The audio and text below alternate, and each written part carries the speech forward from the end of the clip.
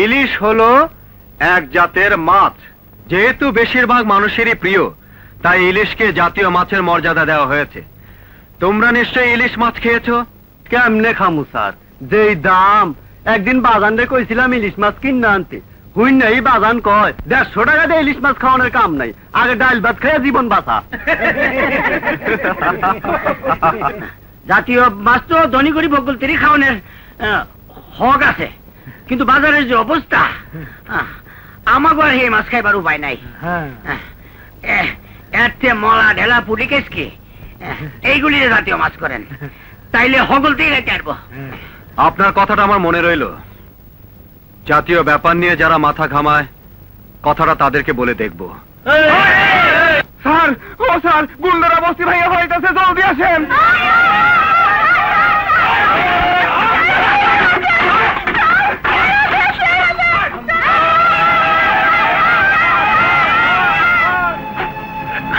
এগুলো ভাঙছো কেন? এমপি সাহেবের আদেশ, এখানে পাকা বিল্ডিং হবে, সেখানে তো মানুষই থাকবে। তাহলে এরা কি দোষ করেছে? তাছাড়া এরা যাবেই বা কোথায়? সে ভাবনা আমাদের নয়। কিন্তু ইলেকশনের সময় এমপি সাহেব আমাকে কথা দিছিল, এখানে আমাকে থাকবার লেগে একটা স্থায়ী ব্যবস্থা করে দিব। অতএব বুঝতেই পারছো, ওদের অন্য কোথায় থাকার ব্যবস্থা না করে দিয়ে এসব বাড়ি ঘরে হাত দিতে পারবে না। হাত দিলে কি করবে? সেই হাত আমি ভেঙে ফেলবো।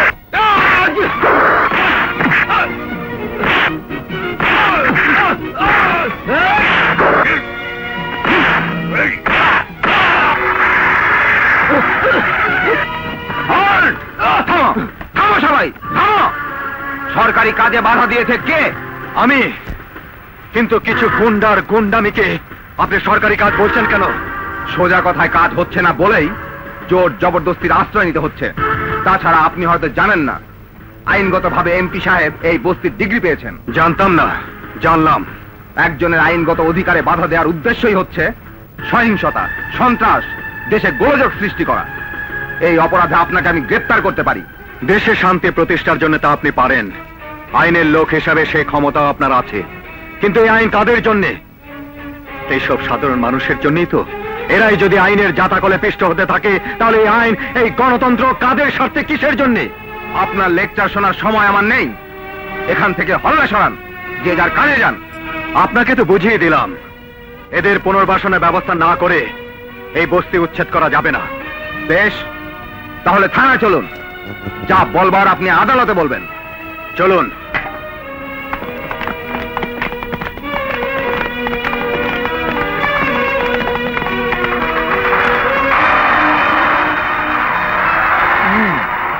ওই মিয়ারা, তোমাগো লেগা ফজর ভাইরে অ্যারেস্ট কইরা থানায় লইয়া গেল, আর তোমরা খাড়ায় খাড়ায় তামাশা দেখতেছ? তোমাগো কোনো দায়িত্ব নাই? আমরা কি করুম? আমাকে কি করার আছে? অনেক কিছু করবার আছে।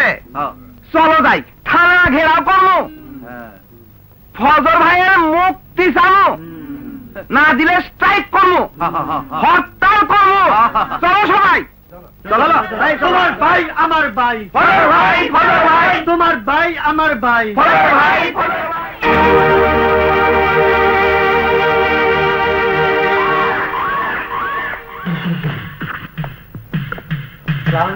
ওয়ালাইকুম আসসালাম। ওয়ালাইকুম আসসালাম। স্যার, আপনি এখানে? আমাকে খবর দিলেই তো হতো। ইস, একেবারে ঘেমে গেছেন। বসুন স্যার, প্লিজ বসুন। ঘেমে গেছি তাই না? সেটা কার জন্য জানো? তোমার জন্য। আমার জন্য? হ্যাঁ, তোমার জন্য। কারণ তুমি একটা গর্দভ মূর্খ, পলিটিক্স বুঝো না। আপনি কি বলছেন? আমি কিছুই বুঝতে পারছি না। বুঝতে পারছো না? আগে ফ্যানটা ছাড়ো। এই, ফ্যানটা ছাড়ো তো। তোমাকে পাঠিয়েছিলাম বস্তি উচ্ছেদ করতে, কিন্তু তুমি তা না করে ফজর আলী নামে একজনকে গ্রেফতার করে নিয়ে এলে। কিন্তু স্যার, ওই লোকটির জন্যই তো বস্তি উচ্ছেদ করা গেল না। সবাই ওর পেছনে জোট বাঁধলো। তাই বলে অ্যারেস্ট করতে হবে? অন্য উপায় ছিল না? পলিটিক্স খাটাতে পারে না? পলিটিক্স। তুমি জানো, ওর জন্য বস্তির লোকেরা 24 ঘন্টা ধরে স্ট্রাইক করছে, হরতাল হচ্ছে। আর সেজন্যই বাড়ি থেকে 3 মাইল রাস্তা আমাকে হেঁটে হেঁটে একেবারে ঘেমে আসতে হয়েছে। I am sorry sir. এখন কি করব তাই বলুন। যত তাড়াতাড়ি পারো ওই ফজর আলীকে রিলিজ করে দাও। হরতাল আরো চলতে থাকলে আমাকে উপর মহলে জবাবদিহি করতে হবে। তাহলে বস্তি উচ্ছেদের কি হবে স্যার? ওহ, ওই যে বললাম পলিটিক্স, মানে কূটনৈতিক চাল চালতে হবে। যাকে ওসব তোমাকে না ভাবলেও চলবে, যা করার আমিই করব। তোমাকে যা বললাম তাই করবে। ওকে স্যার, আসি।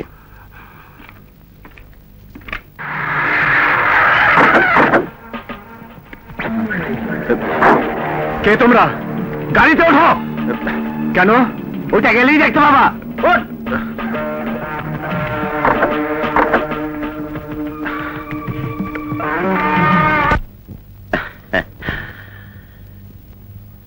তোমারই নাম ফজর আলী? আমাকে এইভাবে ধরে নিয়ে এসেছেন কেন? একটা পলিটিক্যাল ব্যাপার আছে, তোরা যা। চল। তবে হ্যাঁ, তোমার পরিচয় আমি পেয়েছি, কিন্তু তুমি বোধহয় আমার পরিচয় জানো না। হ্যাঁ, জানি বই কি। আপনি এমপি, প্রচুর ক্ষমতা আছে, ইচ্ছে মতো সেই ক্ষমতার অপব্যবহার করেন। গরিবের পায়ের তলা মাটি কেড়ে বড় লোকের ইমারত গড়েন। হ্যাঁ, তোমার সব কথাই ঠিক, শুধু শেষের কথাটা ভুল। ভুল? হ্যাঁ, শহর উন্নয়ন প্রকল্পের আওতায় বস্তি উঠিয়ে সেখানে মাল্টি স্ট্রেট বিল্ডিং করার আইনগত ডিগ্রি আমি পেয়েছি। এতে গরিবের পায়ের তলার মাটি কেড়ে নেবার কিছুই নেই। এ হচ্ছে পলিটিক্স। কিন্তু ইলেকশনের সময় আপনি ওদেরকে কথা দিয়েছিলেন ওখানে বসবাসের জন্য ওদেরকে একটা স্থায়ী ব্যবস্থা করে দেবেন, আর সেই জন্য ওরা আপনাকে ভোট দিয়েছিল। পাগল ছেলে, ধরো আজ থেকে যদি তোমাকে দেশের প্রধানমন্ত্রী করে দেয়া হয়, তাহলে তুমি কি পারবে ওই শ্রেণীর সব মানুষকে খুশি করতে? সেই সুযোগ হয়তো আমার হবে না, হলে চেষ্টা করতাম। চেষ্টা করলেও পারবে না। ক্ষুধার্ত অর্ধভুক্ত ওই সব মানুষ আদিকাল থেকে পৃথিবীতে ছিল, এখনো আছে, ভবিষ্যতেও থাকবে। ওদের চাহিদা কখনো শেষ হয় না। তাই বলছিলাম, মিটিং মিছিল ইলেকশনের সময় ওরকম কথা হয়েই থাকে। এ হচ্ছে পলিটিক্স। আপনার কথা শুনে মুগ্ধ না হয়ে পারছি না। বিশ্বাস করতে কষ্ট হচ্ছে 30 লক্ষ শহীদের রক্তে অর্জিত দেশে আপনার মতো মানুষ এমপি হয় কি করে? হয় হয় হয়, মিরাকেল তো পলিটিক্সই ঘটে। তবে হ্যাঁ, ওই বস্তিবাসীর জন্য কিছু করতে না পারলেও তোমার মতো ট্যালেন্টদের জন্য আশা করি কিছু করতে পারবো। কি রকম? যেমন ধরো, তুমি যদি আমার একটা কাজ করে দাও, তাহলে আমি তোমাকে একটা মোটা অঙ্কের টাকা পাইয়ে দিতে পারি। ও, অর্থাৎ টাকা দিয়ে আপনি আমাকে কিনতে চাচ্ছেন?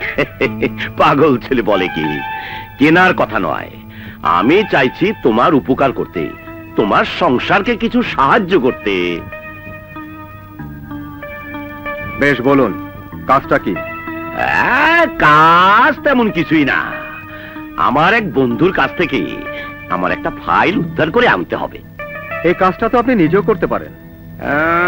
তা পারি, কিন্তু যে মানুষ আমার সাথে 32,000 ভোটে হেরেছে, তার কাছে আমি কোনো রিকোয়েস্ট করতে চাই না। এ হচ্ছে আমার পলিটিক্যাল ইগো। বেশ, তার নাম ঠিকানা বলুন, চেষ্টা করে দেখি। তার নাম আবুল কালাম, দক্ষিণ পাইকপাড়ায় বাড়ি।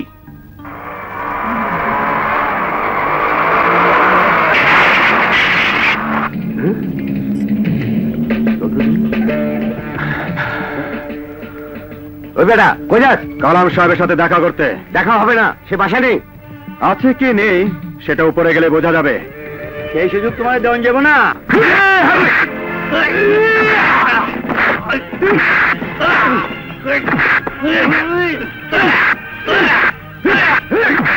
ওখানে বস এখানে ভিতরে যাবে চায়, যাবে জেনে দেখা জ্ঞান করতেছে। আপনি নিশ্চয়ই কালাম সাহেব? একটা জরুরি খবর আছে, কিন্তু ভেতরে যেতে না দিলে বলবো কি করে?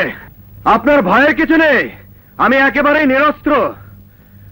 আপনার এত বড় বাহিনীর সাথে নিশ্চয় পেরে উঠবো না। ঠিক আছে, আসতে দে।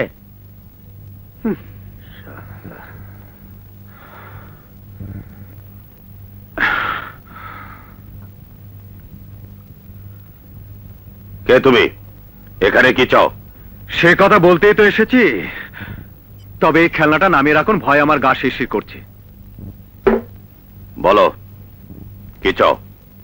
আমি এসেছি গনি চৌধুরী একটা কাজ নিয়ে। গনি চৌধুরী? কে সে? ওই যে যার সঙ্গে আপনি ইলেকশনে হেরেছেন, যার ফাইলটা ওই আলমারিতে আটকে রেখেছেন। ইচ্ছে করলে এই মুহূর্তে একটা গুলিতে তোমার খুলিটা আমি উড়িয়ে দিতে পারি, কিন্তু আমি তা করব না। খামোকা খুনো করে আমি পছন্দ করি না। ঘরের ছেলে ঘরে ফিরে যাও। কিন্তু ওই ফাইলটা ছাড়া তো আমি যাব না কালাম সাহেব।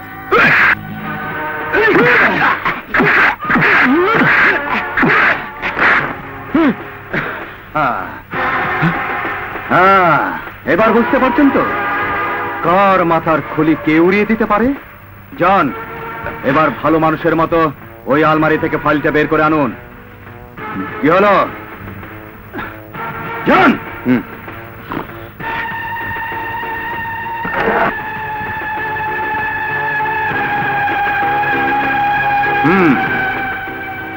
Good, very good. চলি। পিস্তলটা আমার প্রয়োজন নেই, ওটা রেখেই যাচ্ছি।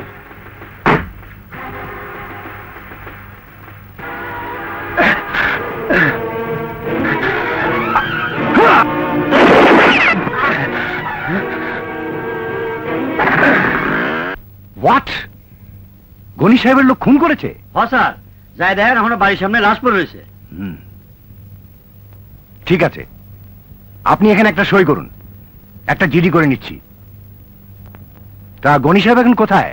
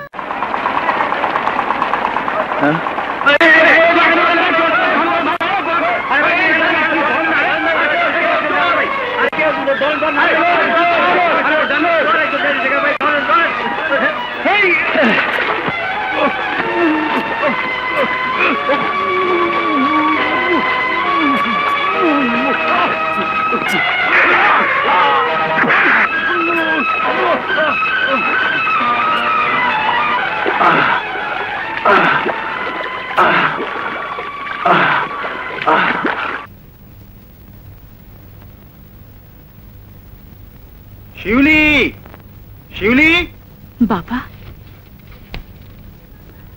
আসছি বাবা।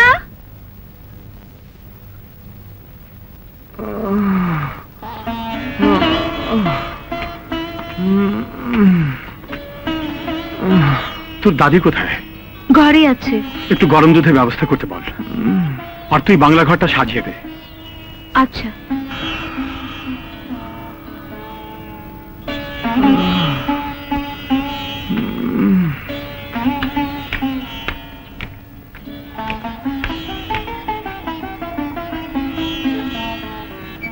তোর বাবা ফিরেছে? হ্যাঁ, সঙ্গে একজন রোগী নিয়ে এসেছে, তোমাকে একটু দুধের ব্যবস্থা করতে বলেছে। রোগী?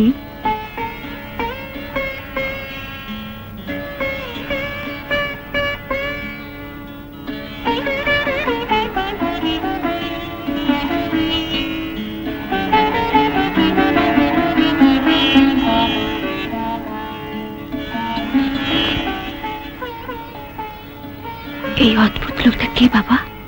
ওর নাম ফজর আলী। ফেরিঘাটে এক চোরের হাত থেকে আমার টাকাটা উদ্ধার করতে গিয়ে ওর হাতটা জখম হলো, তাই হাসপাতালে নিয়ে গেলাম। ওখান থেকেই তো আসছি। আজকে রাতটা অন্তত এখানে থাকুক, তারপর দেখা যাবে।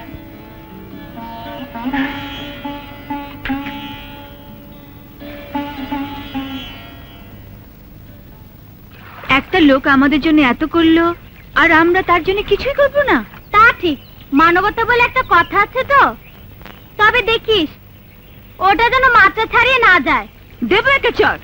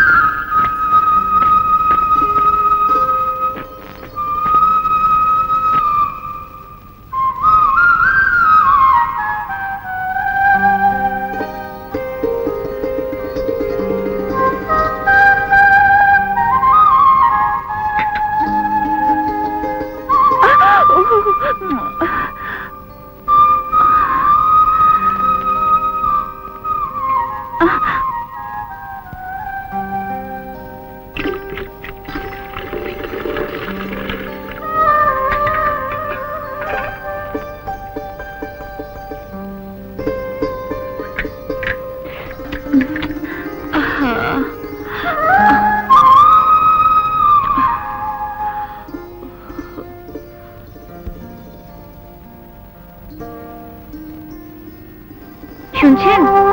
দুধটুকু খেয়ে নিন। চাচা কোথায়? বাজারে গেছে।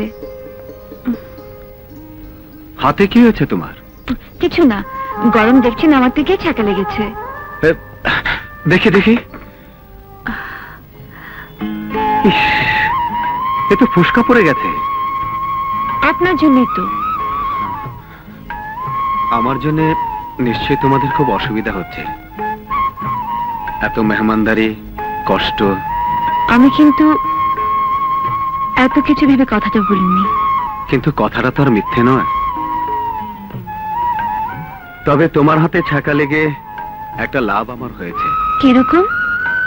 আমি এখান থেকে চলে গেল আমার কথাটা অন্তত কিছুদিন তোমার মনে থাকবে। আমরা আপনার মতো শহরের লোক না, গ্রামের লোক। কারো সঙ্গে পরিচয় হলে অত সহজে ভুলি না।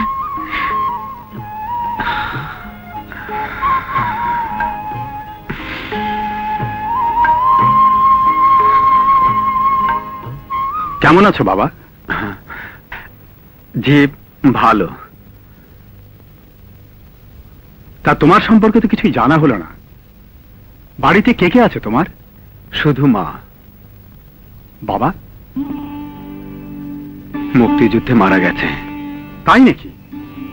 এত বড় মানুষের ছেলে বলেই বোধ হয় তোমার মনটা এত বড়। তুমি থাকো বাবা, যে কদিন ইচ্ছে এখানে থাকো। কিন্তু আমি ভাবছি কাল পরশুই চলে যাব। তা কি করে হয়? তোমার ক্ষতের স্থানটা তো এখনো ভালো করে শুকায়নি। ও ঠিক হয়ে যাবে, ওষুধপত্র পড়েছে তো। বেশ, যা ভালো মনে হয় করো। শিউলি,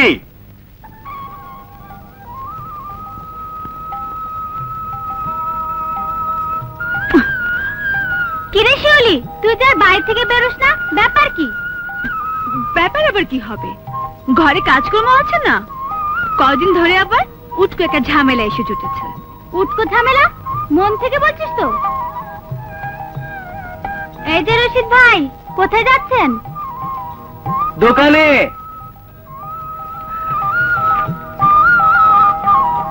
তা তোমরা এই সময় এখানে কি করছো?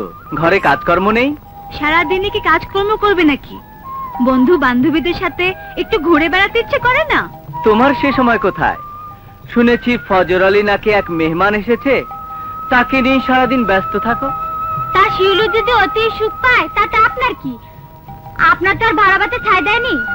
যেখানে দেখিবে ছাই উড়াইয়া দেখো তাই, পাইলেও পাইতে পারো মানিক রতন।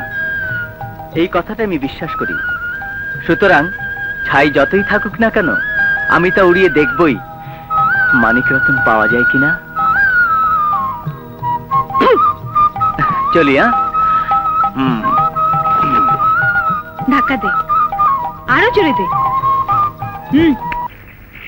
আয়, একবার বাড়িতেও গিয়েছিলাম, তোর ভাবিকে তোর কথা জিজ্ঞেস করলাম, তা তিনি দেখলাম বাবার বোনকে নিয়েই ব্যস্ত, কথা বলার সময় হলো না। হ্যাঁ, ওই এক ঝামেলা এসে জুটেছে, বুঝলি?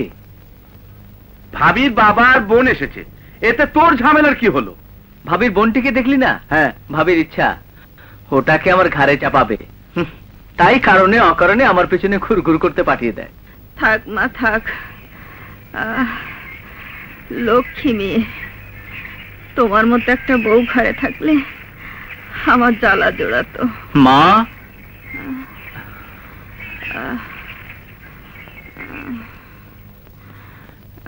এখন কেমন আছো মা? ওই তো আগের মতোই। ওষুধ খাচ্ছ তো? একা একা কি আর নিয়ম মতো সব করা যায়? এই দেখ না, আজ কদিন ধরে ওকে খুব খাটাচ্ছি। তুই সখিনার মতো বউ এনে দে বাবা।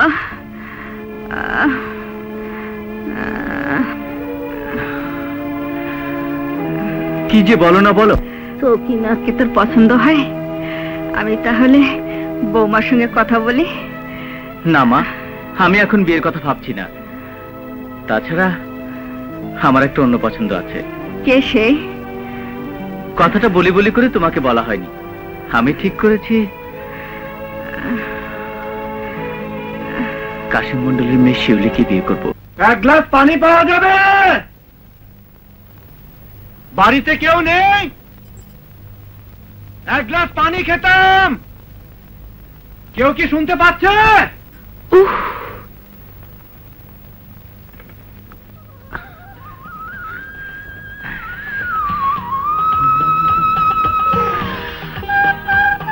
কি হয়েছে? এমন সারের মতো চেঁচাচ্ছেন কেন? মানুষ কি ষাঁড়ের মতো চেঁচাতে পারে? আপনি যেভাবে বলছেন, বাড়িতে কেউ নেই, এক গ্লাস পানি খেতাম, ওটাকে সারের মতো চেঁচানো বলে। বেশ, তাহলে তুমিই বলে দাও কিভাবে ডাকবো। কেন? আমার নাম নেই? নাম ধরে ডাকতে পারেন না? নাম ধরেই তো ডাকতে চাইছি, কিন্তু পারছি কই।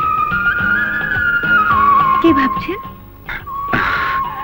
ভাবছি অনেকদিন তো হলো, এবার আমার যাওয়া উচিত। সে কি, এখনো যাবেন কি? এখনো তো ভালো করে সুস্থ হননি। সুস্থ হতে যদি আরো কয়েক মাস বেশি লেগে যায়, তাহলে কয়েক মাসই থাকবেন। তখন তো রোজে তোমাকে এভাবে ডাকাডাকি করতে হবে। দরকার হলে ডাকবেন, আপনার কাজ করতে আমার একটু খারাপ লাগে না।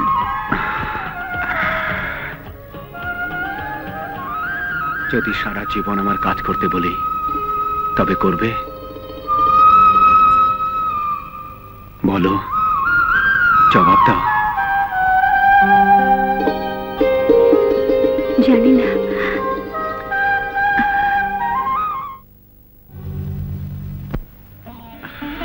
থাক থাক, বেঁচে থাকো ভাই।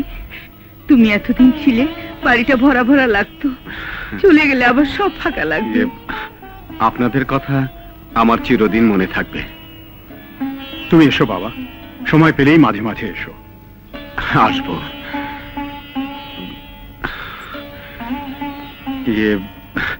শিউলি কোথায়?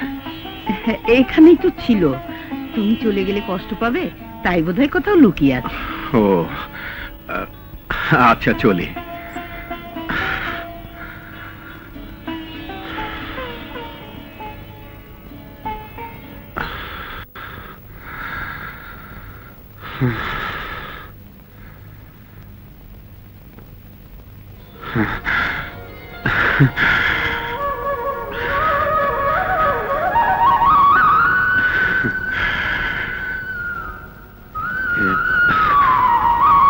চলে শিউলি।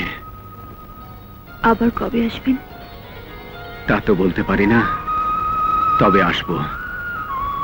তোমাকে নিজের মতো করে পাবার জন্যে তৈরি হয়ে আসবো। অনেক কষ্ট পেয়ে গেলেন।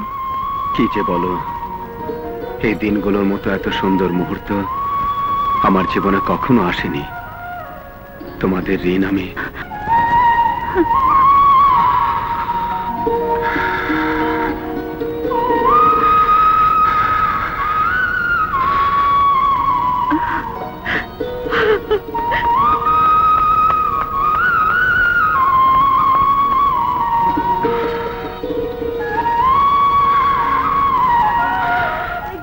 আপনার ছেলে? হ্যাঁ, কি করেছো? আর একটু হলে গাড়ি চাপা পড়তো। তোকে না একা একা রাস্তা বেরোতে বারণ করে। করছেন কি? হ্যাঁ, ওকে মারছেন কেন?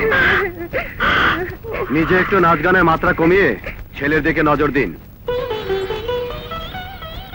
বসুন। এখানে বসার মতো রুচি আমার নেই। চোখের সামনে দেখছিলাম ছেলেটা একটা সাংঘাতিক অ্যাক্সিডেন্ট করছে, তাই মানবতার জন্য এগিয়ে গিয়েছিলাম। মানবতার খাতিরই না হয় আমার দুটি কথা শুনবেন। বসুন। আয়া, ওকে নিয়ে যাও, হাত মুখ ধুয়ে খাইয়ে দাও। বসুন।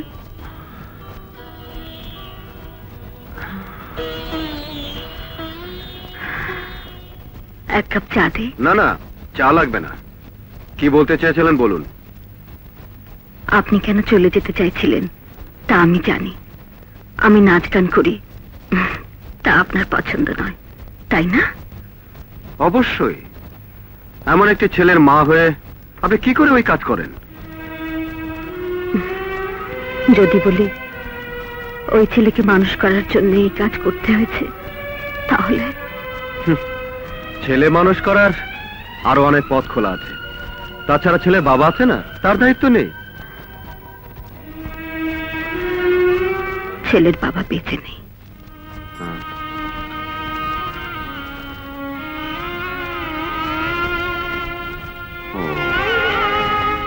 মারা গেলেন কি করে? কলেজের একটা গন্ডগোলে। কি হয়েছিল? তিনি ছিলেন সমাজ বিজ্ঞানের অধ্যাপক। একদিন যখন ক্লাস নিচ্ছিলেন, তখন ছাত্রদের মধ্যে জাতীয়তাবাদের দ্বন্দ্বকে কেন্দ্র করে গন্ডগোল শুরু হয়। প্রথমে হাতাহাতি, তারপর সেটা বোমা, ককটেল ইত্যাদিতে রূপ নেয়।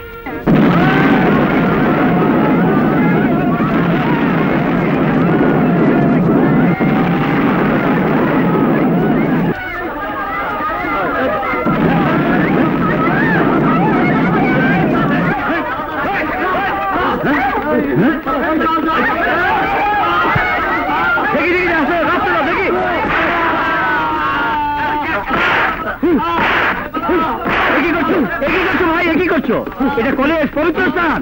সন্ত্রাস বন্ধ করো, বোমাবাজি বন্ধ করো, প্লিজ আমার কথা শুনো। ভেবে দেখেছো, ভেবে দেখেছো কাকে মারছো তুমি? ভাই হয় কি ভাই রক্ত ঝরাবে? প্লিজ।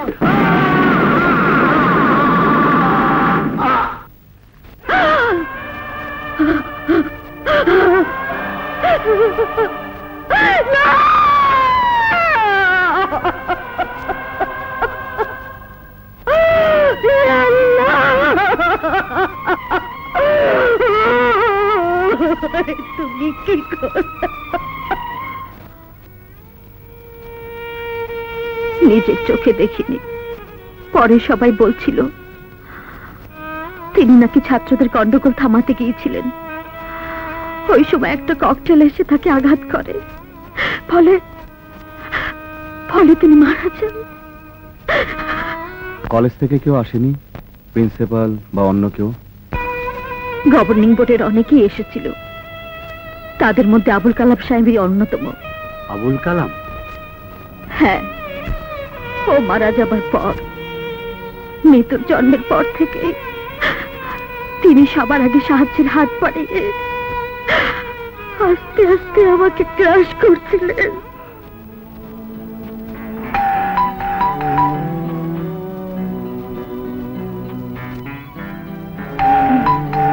আয়া, দেখো তো কে এলো। আয়া, আয়া, ঘুমলো নাকি?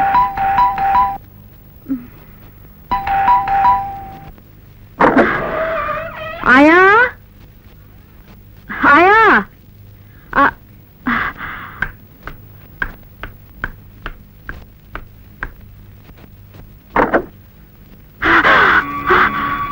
আপনি? দেখতে এলাম একা বাড়িতে কোনো অসুবিধা হচ্ছে কিনা। তাই বলে এত রাতে? তাতে কি, আমি গভর্নিং বডির মেম্বার, কেউ দেখলো কিচ্ছু বলতে সাহস করবে না। কেউ সাহস করুক আর নাই করুক, আপনি এত রাতে আমার ঘরে দাঁড়িয়ে কথা বলবেন, এটি আমার পছন্দ নয়। ঘর আপনার নয়, আমার। তাছাড়া আপনার প্রয়োজনের সময় যখন অকাতরে সাহায্য করেছি, তখন যে কোনো সময় এ বাড়িতে ঢোকার অধিকার আমার আছে বই কি? কালাম সাহেব, আপনি সীমা ছাড়িয়ে যাচ্ছেন। মিসেস প্রফেসর, চিৎকার করে শুধু ক্লান্তই হবেন, শব্দ কখনো দেয়াল ভেদ করে বাইরে যাবে না। বেরিয়ে যাও, বেরিয়ে যাও, ইতর লম্পট। দালাল প্রফেসরের স্ত্রী, টাকা ভালো না। এতদিন কোথায় ছিলি?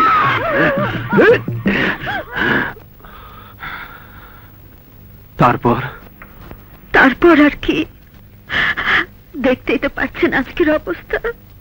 আপনার স্বামীর ব্যাপারে পুলিশ কোনো অ্যাকশন নেয়নি?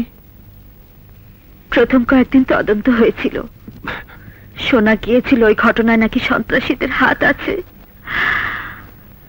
তবে কাউকে গ্রেফতার করা সম্ভব হয়নি। আশ্চর্য, এত বড় একটা ঘটনা ঘটে গেল, অথচ কারো কোনো শাস্তি হলো না। শাস্তি দেবার ক্ষমতা যাদের ছিল, তারাই যে সন্ত্রাসীদের পুষছিল না, তাই বা কে জানে।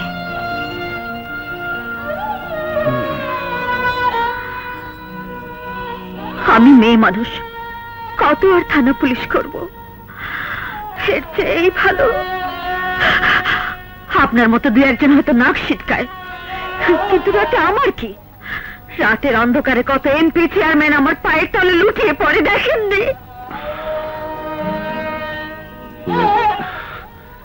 আমাকে ভুল বুঝবেন না, আমি ভাবছি আপনার ছেলের কথা। একদিনও বড় হবে, সব জানতে পারবে, তখন ওর কাছে মুখ দেখাবেন কি করে? জানি না, আমি জানি না, আমি কিছু জানি না, আমি কিছুই ভাবতে পারছি না। একটা কথার জবাব দিন তো, এখনো কেন জাতীয়তাবাদের দ্বন্দ্ব? কবে এই দ্বন্দ্ব শেষ হবে? কবে মায়েরা তার সন্তানদের শিক্ষাঙ্গনে পাঠিয়ে নিশ্চিন্ত হতে পারবে? কবে আমার মতো মেয়েরা অকালে বিধবা হওয়ার হাত থেকে রেহাই পাবে? কবে কবে কবে? আপনার দুঃখ আমি বুঝতে পারছি, তারপরেও একটা কথা কি জানেন, পৃথিবীর কোনো মহৎ মৃত্যুই বৃথা যায়নি। হয়তো দেখবেন আপনার স্বামীর আত্মত্যাগের জন্য একদিন শিক্ষাঙ্গন সন্ত্রাস মুক্ত হয়েছে, দেশে ফিরে এসেছে একটি সুষ্ঠু পরিবেশ।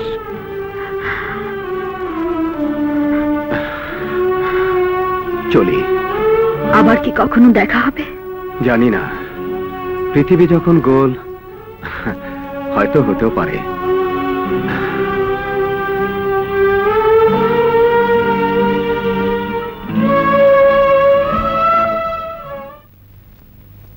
মা, মা, আমা, মা কই গেল? 7 দিন পর সুপুত্রের বাড়ির কথা মনে পড়লো? সত্যি মা, খুব অন্যায় হয়ে গেছে। আসলে খুব তাড়াহুড়া করে চলে গিয়েছিলাম, তোমাকে জানাবার সময় পাইনি। একটা কাজে গ্রামের দিকে চলে গিয়েছিলাম।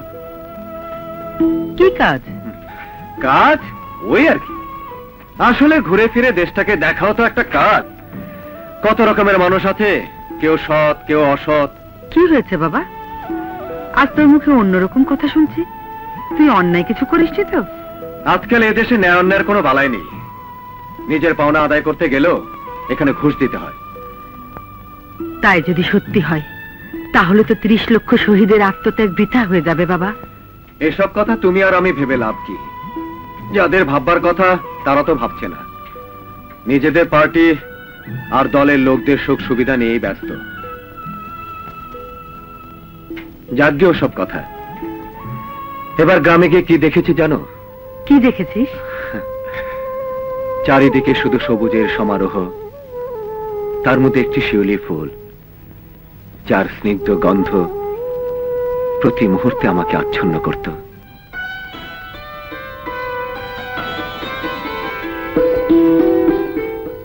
আচ্ছা মা,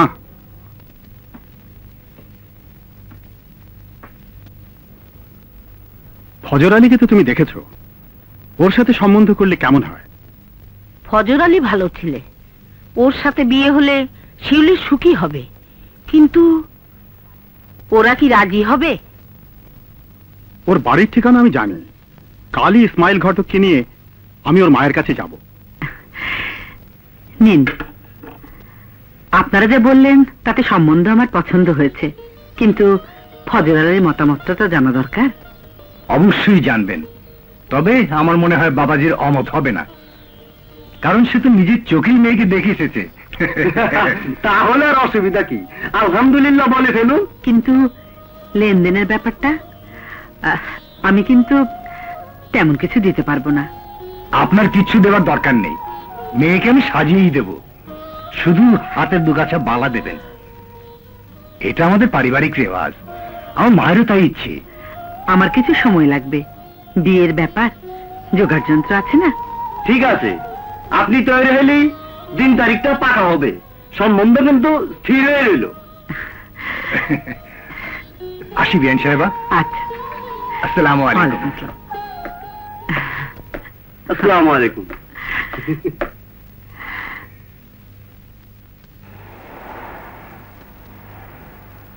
আসসালামু আলাইকুম। কেমন আছেন রমজান ভাই? ভালো। তা তুমি এদিকে কি মনে করে? একটা বিয়ের সম্বন্ধ নিয়ে এসেছিলাম। কার? আপনাদের রাজগঞ্জেরই ছেলে, ফজর আলীর বিয়ে। ফজর আলী বিয়ে করছে? কোথায়? কার মেয়ে? ওনাকে চিনছেন তো? চন্দনপুরের বিশিষ্ট ভদ্রলোক কাশেম মন্ডল, তারই মেয়ের সাথে সব পাকাপাকি হলো। আসসালামু আলাইকুম। ওয়ালাইকুম আসসালাম। আসি ভাই সাহেব, দোয়া রাখবেন যেন সব ভালো ভালো হয়ে যায়। আচ্ছা চলো চলুন চলুন। আসসালামু আলাইকুম। সাদেকারি ছেলে ফজর আলী।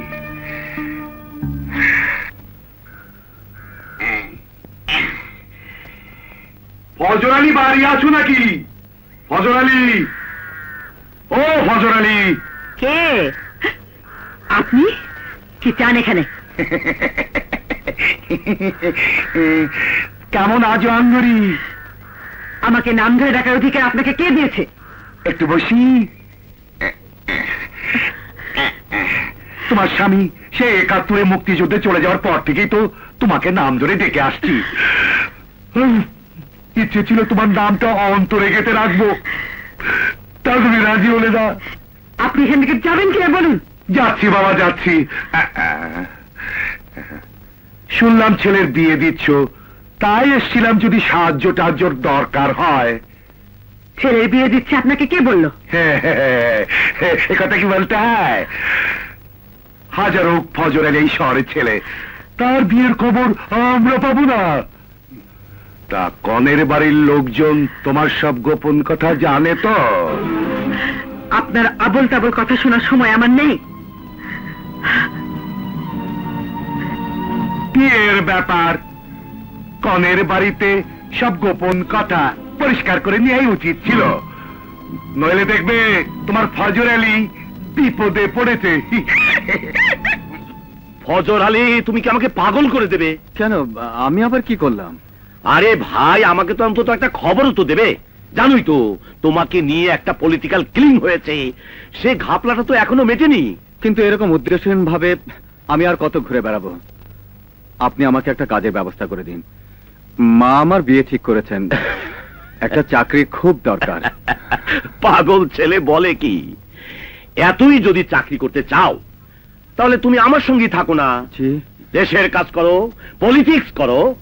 পলিটিক্স? হ্যাঁ, পলিটিক্স। আজকাল তো অনেকেই পলিটিক্স করে সংসার চালাচ্ছে। কি রকম? এই যেমন ধরো, তুমি আমার হয়ে মিটিং মিছিল অ্যারেঞ্জ করবে, লোক ভাড়া করে জোরে সোরে স্লোগান দেবে। আপনার জন্য যা স্লোগান দেবে তারা তো আপনাকে ভালোবেসে স্লোগান দেবে, লোক ভাড়া করতে হবে কেন? তুমি দেখছি পলিটিক্সের কিছুই জানো না। আরে মিয়া, আজকাল কার এমন দায় থেকেছে নিজের খেয়ে আমার জন্য পলিটিক্স করতে আসবে? সবাই 2 পয়সা ইনকাম করার জন্যই পলিটিক্স করে। তার মানে আপনিও তাই করছেন? এতক্ষণে বুঝতে পেরেছো? যাকে কোথায় বিয়ে করছো, মেয়েটি কে, কি তার বংশ পরিচয় সব বলো। চন্দনপুরে কাশেম মন্ডলের মেয়ে শিউলি।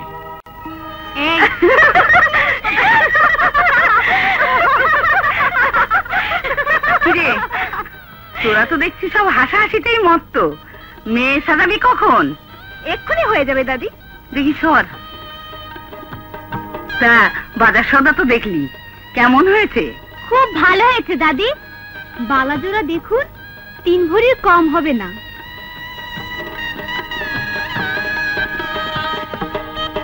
ফজর আলী নজর ভালোই। ও মেয়েরা, তোমাদের হলো? ওদিকে যে বর বসে আছে। থাকুক বসে, মেয়ে সাজাতে হবে না? ঠিক আছে, যা করার তাড়াতাড়ি কর, বেশি রাত করা যাবে না কিন্তু।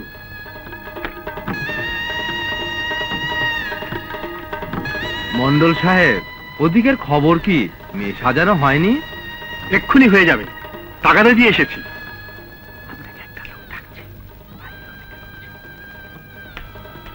এক মিনিট, আসছি। আচ্ছা।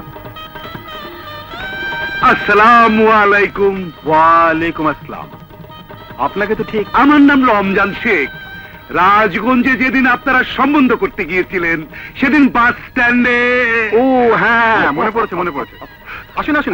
না না, ভেতরে যাব না, আপনার সঙ্গে একটু গোপনীয় আলাপ আছে। গোপনীয় আলাপ? কি ব্যাপার বলুন তো? ফজর আলীর সঙ্গে যে আপনার মেয়ের বিয়ে দিচ্ছেন, ওর বাবা মা সম্পর্কে কোনো খোঁজখবর নিয়েছেন? অবশ্যই নিয়েছি। ফজর আলীর বাবা সাদেক আলী রাজগঞ্জের একজন বিশিষ্ট ভদ্রলোক, মুক্তিযোদ্ধা, 71-এ শহীদ হয়েছিলেন। সে তো গেছেই, কিন্তু ওর মা? কেন, মার আবার কি হলো? গন্ডগোলটা তো সেখানেই। গন্ডগোল মানে? ওর মা তো বীরাঙ্গনা। বীরাঙ্গনা? হ্যাঁ, 71-এর গন্ডগোলের সময় হানাদার বাইরে ওর মায়ের ইজ্জত লুটে নিয়েছিল। আপনি গায়ের একজন সম্মানিত ব্যক্তি, আপনার বাপ দাদার সুনাম আছে, তাই ভাবলাম কথাটা আপনাকে জানানো দরকার। চলে। আসসালামু আলাইকুম।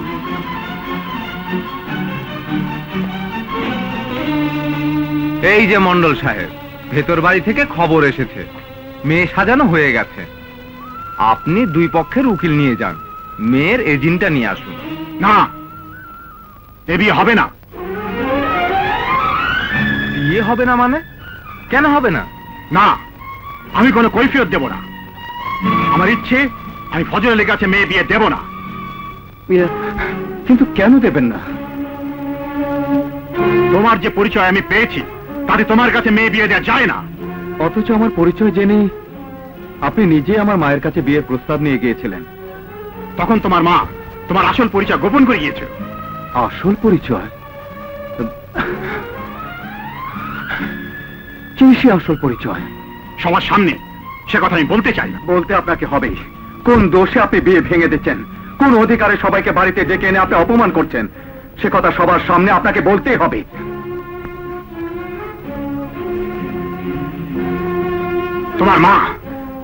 তোমার মা একজন বীরাঙ্গনা, 71 সালে হানাদার বাহিনীর হাতে ধর্ষিত হয়েছে।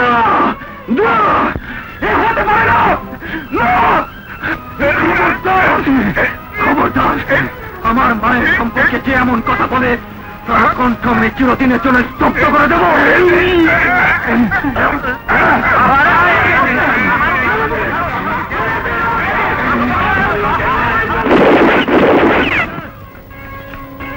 তোমার নামে ওয়ারেন্ট আছে।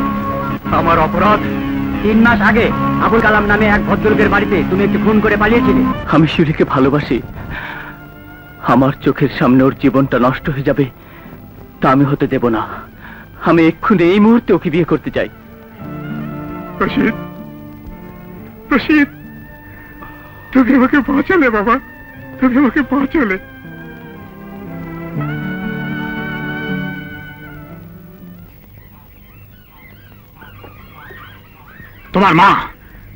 তোমার মা একজন বীরাঙ্গনা, 71 সালে হানাদার বাহিনীর হাতে ধর্ষিত হয়েছিল। তোমার মা একজন বীরাঙ্গনা, 71 সালে হানাদার বাহিনীর হাতে ধর্ষিত হয়েছিল।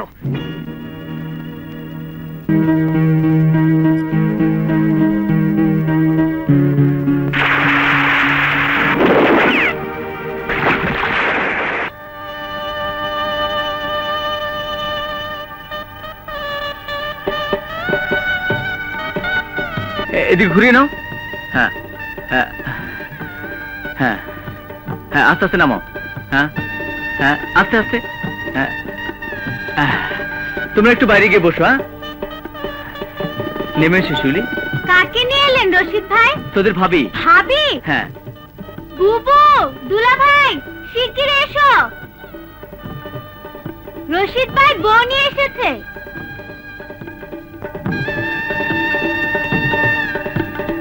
নেমে এসো শিউলি, এসো।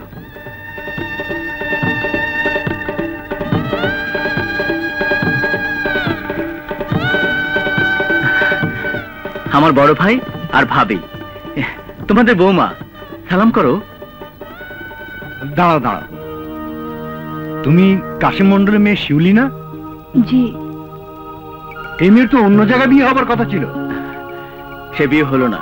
বিয়ের আসর থেকে পুলিশ বরকে ধরে নিয়ে গেছে। ধরে নিয়ে গেল কেন? কেন আবার কি? নিশ্চয়ই কোনো চোরচিত্রের সঙ্গে বিয়ে দিচ্ছিল। কোন ভালো মানুষ তার মন্ডলের মেয়েকে বিয়ে করবে না। ভাবি, মিথ্যে বলেছি নাকি?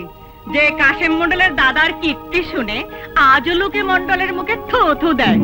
ভাবি, মুখ সামলে কথা বলো। ভাইজান, ওকে চুপ করতে বলো, নইলে কি মারবি নাকি? তোর ভাবি অন্যায় তো কিছু বলেনি। ওই মেয়েকে ঘরে তুলে এনে তুই আমাদের সবার মুখে চুনকালি মেখেছিস, আমাদের মান ইজ্জত ধুলোয় মিশিয়ে দিয়েছিস। ভালো চাস তো এক্ষুনি এই মেয়েকে বিদায় করে দে, নইলে তোর বউ এই বাড়িতেই থাকবে, কিন্তু তোর লাশ থাকবে ওই নদীতে।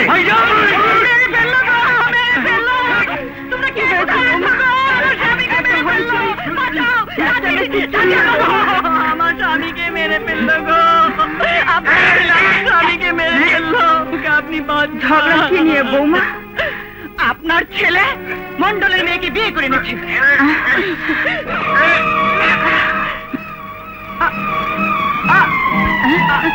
কি হলো কাকিয়াম্মা? কাকিয়াম্মা, কাকিয়াম্মা, কি হলো? মা, পানি, কেউ একটু পানি নিয়ে এসো।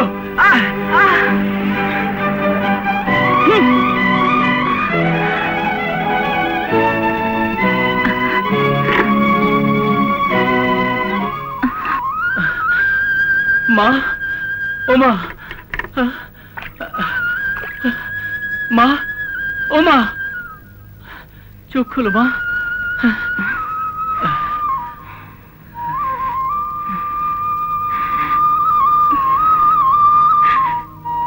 তুমি তোমার বৌমাকে দোয়া করবে না মা? আলমারি খুলে বালা জোড়া নিয়ে আয়।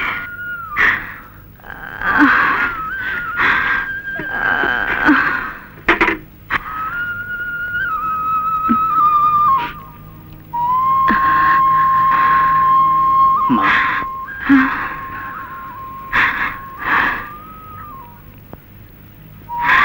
বৌমা,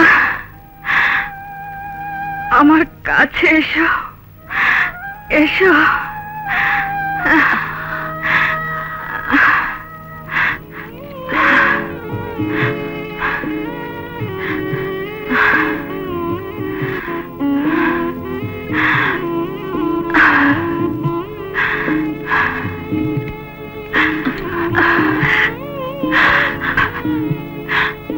কাছে এসো বৌমা, আরো কাছে এসো, তোমার মুখটা আমি ভালো করে দেখি।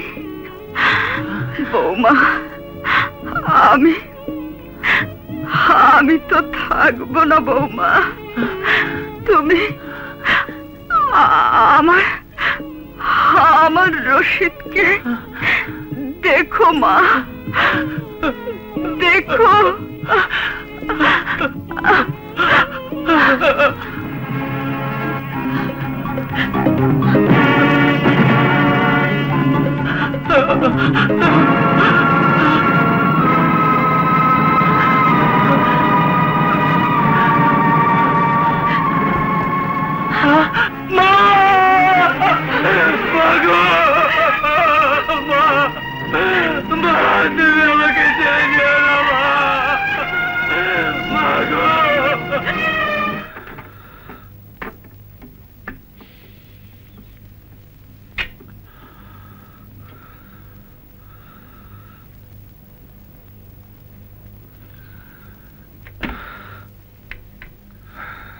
তোমার মা একজন বীরাঙ্গনা, ৭১ হানাদার বাহিনীর হাতে ধর্ষিত হয়েছিল।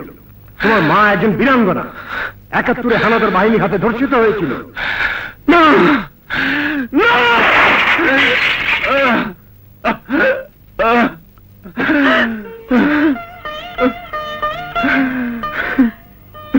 কি করছিস? কখন এলি?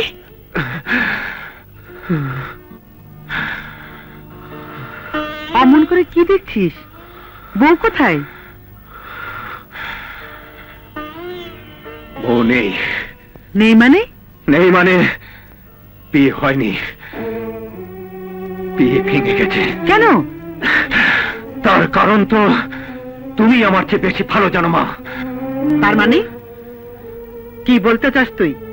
বীরাঙ্গনার ছেলের সাথে কেউ মেয়ে বিয়ে দেবে না, এ কথা তুমি জানতে না?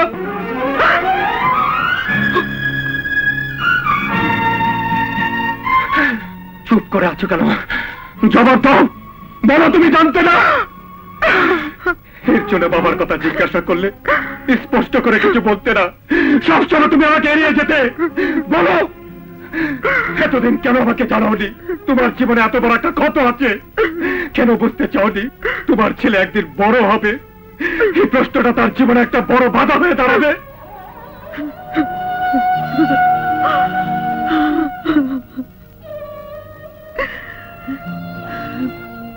বুঝতে পারিনি বাবা, সত্যি আমি বুঝতে পারিনি।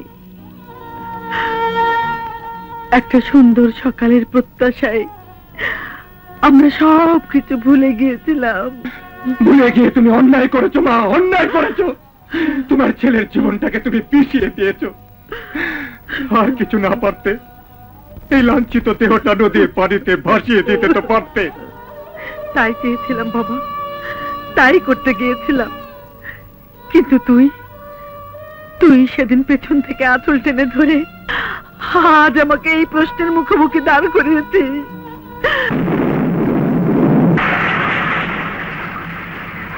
তখন ১৯৭১, সারা দেশের মানুষ স্বাধীনতার চেতনায় উন্মাদ। একদিকে মুক্তিযোদ্ধাদের মুক্তিপণ লড়াই, অন্যদিকে হায়নাদের বর্বরতা। এভাবে চলছিল দিনের পর দিন, মাসের পর মাস। ঠিক ৭ মাস পর একদিন রাতে তোর বাবা বাড়ি এলো। আঙ্গুরি দরজা খোলো, আঙ্গুরি দরজা খুলো। আঙ্গুরি,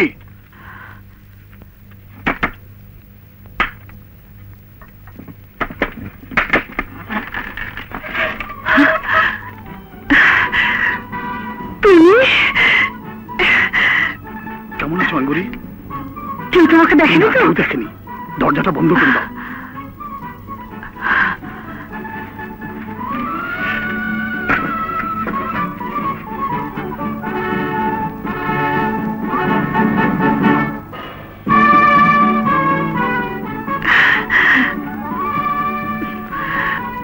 কি দেখছো?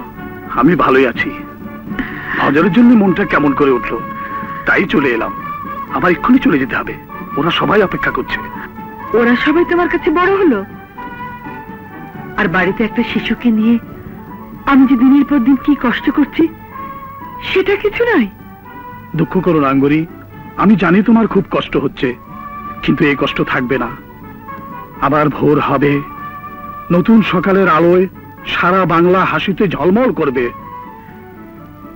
আরো তো অনেক মানুষ আছে, এসব ভাবতে তারা ভাবতে পারে না, তুমি কেন? আমি আর তোমাকে যেতে দেব না। তা হয় না আঙ্গুরি, তা হয় না। আমরা এত দূর এগিয়ে গেছি, এখন আর ওখান থেকে ফিরে আসা সম্ভব নয়। কেঁদো না আঙ্গুরি, কেঁদে আমাকে দুর্বল করে দিও না। কয়েকদিন ধরে নিশ্চয়ই কিছু খাওনি, দুটো পান্তা আছে এনে দি। আচ্ছা যাও।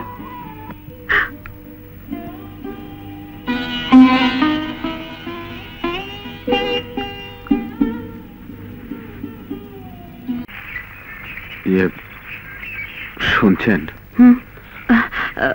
আমরা বোধহয় সীমা ছাড়িয়ে যাচ্ছি। এই অবস্থায় আমাদের কেউ দেখলে অন্যরকম কিছু মনে করতে পারে। তাছাড়া আপনার ছেলে, আমার ছেলের জন্যে আমি এরকম একটি অবলম্বন চাইছি। আমি ঠিক করেছি তোমাকে নিয়ে আমি নতুন জীবন করব। তোমার আপত্তি আছে? এ হয় না বকুল, দুঃখ করো না, এই হচ্ছে কপাল। নইলে তোমার সঙ্গে আরো আগে দেখা হলে কি ক্ষতি ছিল। আমি আসি, যদি কখনো তোমার মত বদলাতে পারো এসো, আমি তোমার অপেক্ষা থাকবো। চলে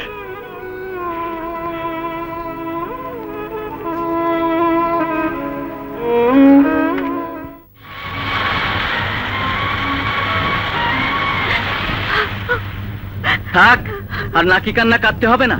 সর্বনাশ যা হবার তা তো হয়েই গেছে। এতে আমার কি দোষ? দোষ তোমার নয়, দোষ আমার কপালের। কি কুক্ষণে যে তোমাকে বিয়ে করেছিলাম। এ কথা তুমি বলতে পারলে? যতটা রটে কিছু তো বটে। লোকে যে তোমাকে অলক্ষণে অপয়া বলে গাল দেয়, সে তো আর খামাখা নয়। তুমি সে কথা বিশ্বাস করো? এতদিন করিনি, কিন্তু এখন বিশ্বাস করতে ইচ্ছে করছে। কি বলছো বুবু? ওখানে কি করছিস? ভাতটা একটু দেখ, চাল ফুটলে নামিয়ে নিবি।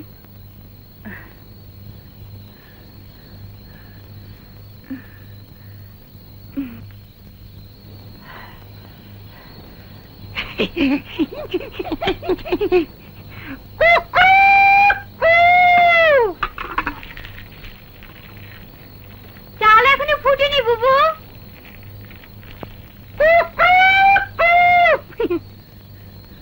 হাসান ভাই। সখিনা, তুমি কেমন আছো? ভালো না। তুমি তো গ্রাম সাইডে চলে আইলা, কিন্তু তোমার স্যার আমি কেমতে থাকি বলো? আমি কি নিজের ইচ্ছে এসেছি নাকি? বাবা জোর করে আমাকে এখানে রেখে গেছে। তুই না তোর বাবার খেতাপুরি। সখিনা,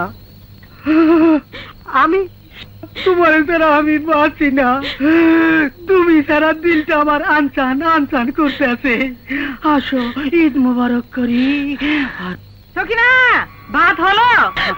কিরা বুবু, একটু দাঁড়াও, যেও না কিন্তু, আমি আসছি। তাড়াতাড়ি আসো কিন্তু। সাবধানে এসো ভাই। কিরা? এই সামনে গাছ আছে। হ্যাঁ হ্যাঁ হ্যাঁ হ্যাঁ, সোজা সোজা একদম। হ্যাঁ হ্যাঁ, এসো।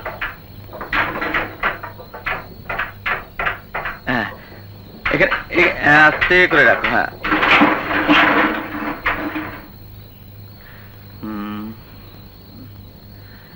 এই নাও।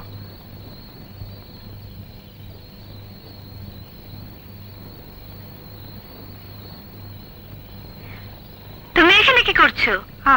কখন এলে? কে তুমি? কে তুমি? এখানে কি করছো? আমি কেউ না, আমি মানুষ। আমি আস্ত বোকা। আমি হাসান। শিউলি, সত্যি করে বলো, এখানে কি করছিলে? বিশ্বাস করেন, আমি চোরও না, চোরটাও না, গুন্ডাও না, বদমাইশও না। ভুলে আমি আপনার ঘরে ঢুকে গেছি গা। শিউলি, কি হলো? দরজা খোলো। শিউলি, দরজা খোলো। মা, আপনি আমার শিউলি, দরজা খোলো। আপনি আমার মা, আপনি আমার বোন। শিউলি, কি হলো? দরজা খোলো। শিউলি, ডাকছি যে শুনতে পাচ্ছ না? ঘুমোলে নাকি? ঘুম টুম কিছু না। তুমি বাড়ি নেই তো? দেখো পুরোনো আদর কি ঢুকিয়েছে কিনা কে জানে।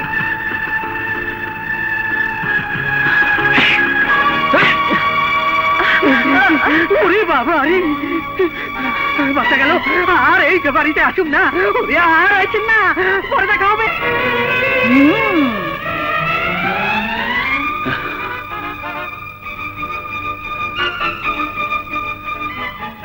ওই লোকটাকে আমি চিনি না। ওই হারামজাদি চেনা জানা না থাকলে কেউ কারো ঘরে ঢুকতে পারে? বিশ্বাস করো, ও আমার কাছে আসেনি। ওকে না সঙ্গে নাকি তার শুনেছো তুমি? নিজের দোষ ঢাকার জন্য এই হারামজাদি আমার বোনকে দোষারোপ করছে। লোকে তাহলে ঠিকই বলে মন্ডল বাড়ির রক্তে দোষ। শয়তানি কলঙ্কিনী, বেরো বেরো আমার বাড়ি থেকে। না না, আমি যাব না, আমি যাব না। আমি তোমার পায়ে পড়ি, আমাকে অপবাদ দিও না, আমি যাব না। আমার বাড়িতে ওই মুখ দেখে তার কোনো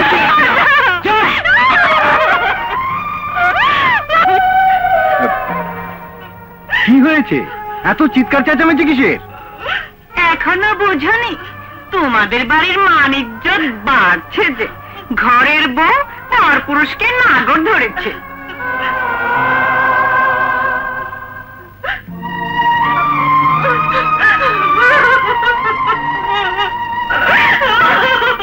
ছি ছি ছি ছি।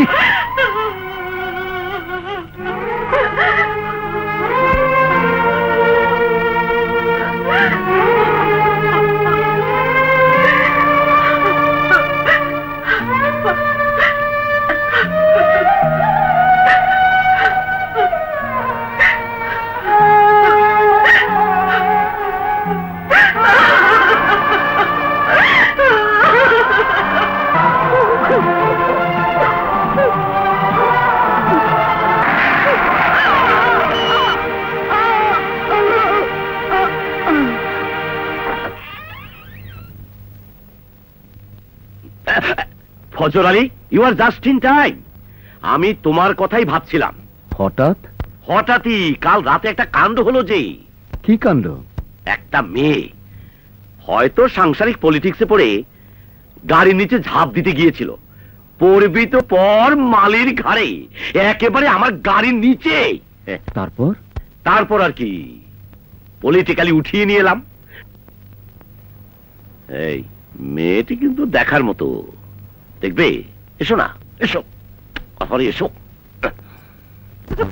আরে এসো।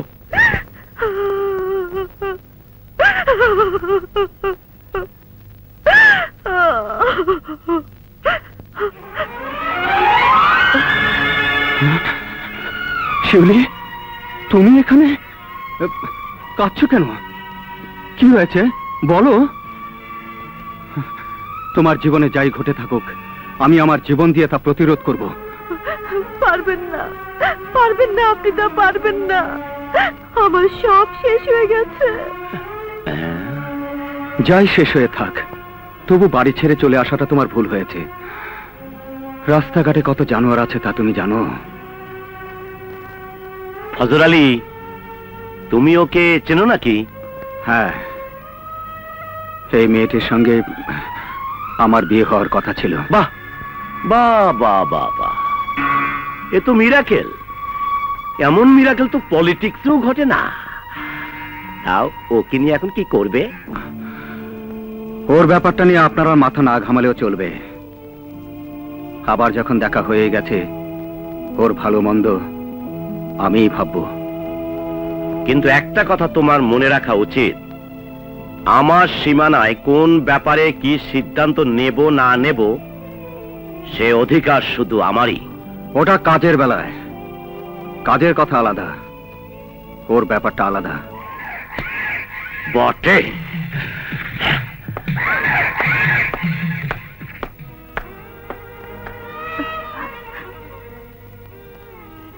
আপাতত এখানেই থাকো, আমি বাড়ি থেকে ঘুরে এসে যা হোক একটা ব্যবস্থা করব। হ্যাঁ, কোনো ভয় নেই, ওরা তোমার কোনো ক্ষতি করতে সাহস পাবে না। হ্যাঁ, আসি।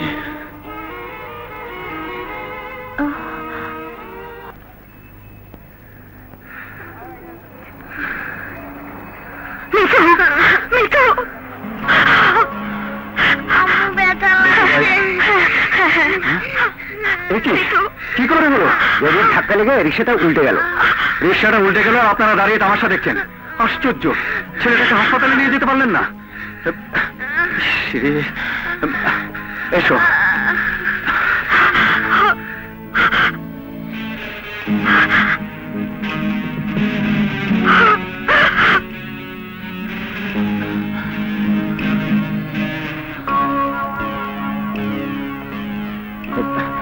গেটটা খুলুন। এখন ইমার্জেন্সি বন্ধ, লাঞ্চ টাইম, ডাক্তার সাহেব চলে গেছেন। তাই বলে ইমার্জেন্সিতে লোক থাকবে না? আপনি গেটটা খুলুন, আমি দেখছি। এখন গেট খোলার নিয়ম নাই। তার মানে? মাইনে নাই, এটার কোনো মাইনে নাই। ভাই ভাই, এটা রাখুন, চা খাবেন। আপনি গেটটা একটু খুলে দিন, আমার ছেলের বড় বিপদ। কি যে আপনারা সব বেটে মেসে গ্যাঞ্জাম করেন। যান। ওই বেটারা, তোরা কই যা? যা যা যা, বাইরে যা, গেট বন্ধ, যা, তোকে পারমিশন নাই।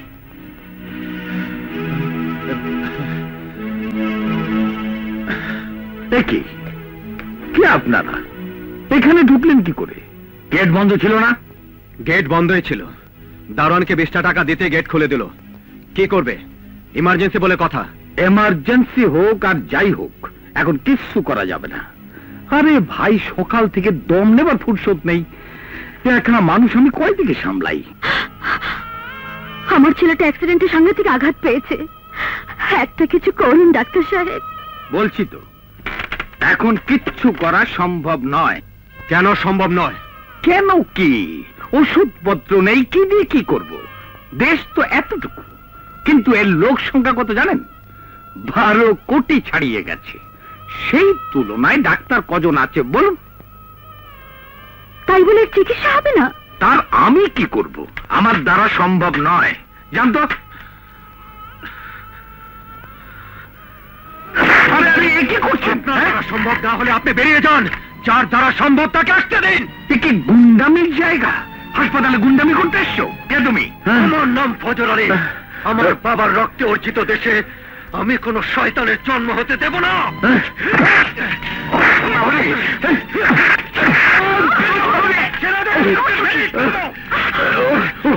মাফ করে দাও বাবা, মাফ করে দাও, আমার অন্যায় হয়ে গেছে। এবার আমার ছেলে ট্রিটমেন্ট হবে তো? হবে বাবা, হবে হবে। ওকে ওখানে শুয়ে দাও।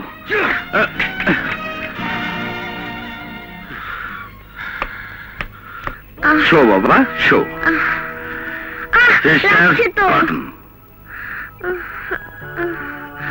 ফজর আলী, তুমি তো আমাকে পেটালে। তুমি জানো না, এদেশে আমার মতো আরো 1000টা ডাক্তার রয়েছে। আমি যা বললাম দেখবে সবাই তাই বলছে।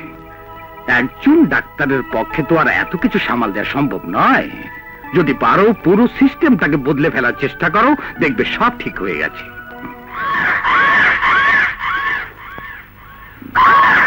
আসেন আসেন, বেশি দেখবেন না, চোখ ঝলসে যাবে। বসেন বসেন বসেন। হ্যাঁ, এখন নিশ্চয়ই স্বীকার করবেন আমার সেই চোখ আছে যাকে বলে পলিটিক্যাল চোখ। নিশ্চয়ই নিশ্চয়ই। গণি সাহেব, আমি আপনার এই ফুলটির একটু এই গান নিতে চাই। বিনিময়ে আপনার যে কোনো শর্তেই আমি রাজি আছি। আমার শর্ত একটাই, পীরগঞ্জের বর্ডারে আপনার যা লোকজন আছে তাদেরকে সরিয়ে দিতে হবে। বেশ তো, তাই হবে। প্রয়োজন হলে আমি আমার লোকদের দিয়ে মাল এপার ওপার করতেও সাহায্য করব। সেরকম সাহায্যের প্রয়োজন নেই, আমার ফজর আলী যথেষ্ট। কপালের লিখন কেউ খণ্ডাতে পারে না, নইলে এই মেয়েটি আমার বউ হয়ে এলে এই সমাজের কি ক্ষতি হতো। পুরনো কথা ভেবে শুধু দুঃখই পাবে মা, ওসব ভুলে যাও। শোন, বেশি দিন তো ওকে এখানে রাখা ঠিক হবে না, নানান জনে নানান কথা বলবে। তাই সময় করে ওর বাবা কিংবা স্বামীর কাছে একটা খবর পাঠিয়ে দিস। কেন তুমি কইলে না যে আমি তোমার সঙ্গে দেখা করতে আইছিলাম? ভাই ভাই, আমরা পায়ে পড়ি। আমি সেই দিন ভুলে মামির ঘরে ঢুকে গেছিলাম। কইতে পারো না, আমি ভুলে ঢুকে গেছিলাম। তোদের জন্য আমার নিষ্পাপ বউকে বাড়ি থেকে তাড়াতে হয়েছে, আজ তোদের আমি ছাড়বো না। ভাই ভাই ও ভাই ভাই ভাই, মেহমান এরকম হয় না ভাই। ভাবি, ভাই ভাবি, কদম ভাই বেরিয়ে এসো। কি হয়েছে? কি হয়েছে? এদের জিজ্ঞেস করে দেখো, একে চিনতে পারছো না? এর নাম হাসান। হাসান? হ্যাঁ, এই হচ্ছে সেই যার সঙ্গে দীর্ঘদিন ধরে তোমার বোন প্রেম করে আসছে। জি জি। আর তুমি কিনা তারই নাম জড়িয়ে শিউলির মাথায় কলঙ্কে বোঝাতে বলে? যা তার কথা বলো না ছোট মিয়া। নিজের বোর কলঙ্ক ঢাকতে আমার বোনের ঘরে দুষ্টা পাচ্ছ। খবরদার, আমার শিউলের উদ্দেশ্যে আর একবার কলঙ্ক শব্দটা উচ্চারণ করলে আমি তোমার জিভ টেনে ছেড়ে ফেলবো। দেখলে দেখলে তোমার ভাই আমাকে কত বড় কথা বললো, আর তুমি হাত ধরে দাঁড়িয়ে আছো। ব্যাপারটা কি হয়েছে বুঝতে যাও না। সকিনাই বলুক না। কিরে সকিনা, তুই ওকে চিনিস? হ্যাঁ দুলা ভাই, আমি ওকে ভালোবাসি। সেদিনও আমার সঙ্গে দেখা করতে এসেছিল। ওদের কিচ্ছু বলতে পারবে না, ওরা অন্যায় কিছু করেনি। তোমাকে একা যেতে হবে না, অন্যায় কি না আমি বুঝবো। সে অধিকার আর তোর নেই, তুই একটা ডাইনি। বল, শিউলি তোর কাছে কি দোষ করেছিল যে তুই ওকে মিথ্যা অপবাদ দিয়ে তাড়ালি? আর আমি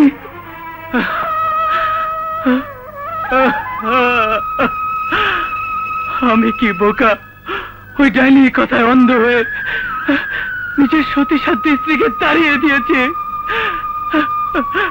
একবারও ওর কথা বিশ্বাস করিনি। শিউলি, আমায় তুমি ক্ষমা করে দাও।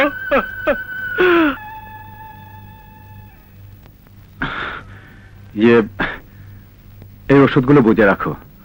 এটা দিনে 3 বার, আর এটা সকালে ও রাত্রে।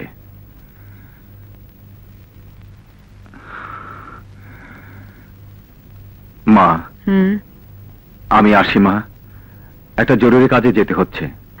তাড়াতাড়ি ফিরিস বাবা। আচ্ছা।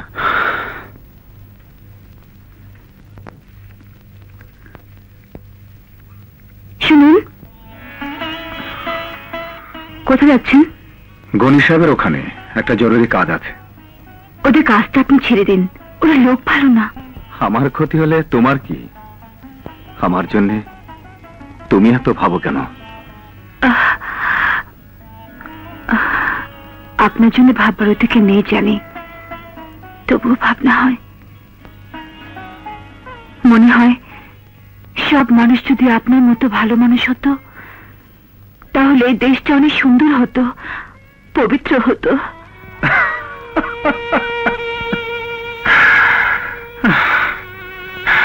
কিন্তু আমি তো ভালো মানুষ নই, একটা খুনি, আসামি, এক বীরাঙ্গনার সন্তান।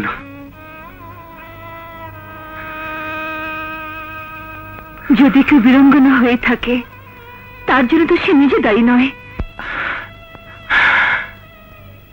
তুমি এত কিছু বুঝতে পারো? হ্যাঁ পারি। মানুষের বিবেকহীনতার পরিচয় তো নিজের জীবনে উপলব্ধি করেছি। তবু নিজের জীবনটা তোমার এভাবে নষ্ট করা উচিত নয়। যদি বলো আমি নিজে তোমাকে ওদের কাছে রেখে আসতে পারি। সব জানার পরে আপনি কথা বলছেন? এছাড়ার উপায় কি? একদিন আমার প্রথম ভালোবাসা হয়ে তুমি এসেছিলে, কিন্তু আজ তোমার আমার মাঝে যে দেয়াল, সেই দেয়াল ভাঙার সাধ্য তো আমার নেই। বেশ, আপনার সংসারে যদি আমাকে বোঝা মনে হয় বলবেন, যেদিকে দু চোখ যায় চলে যাব।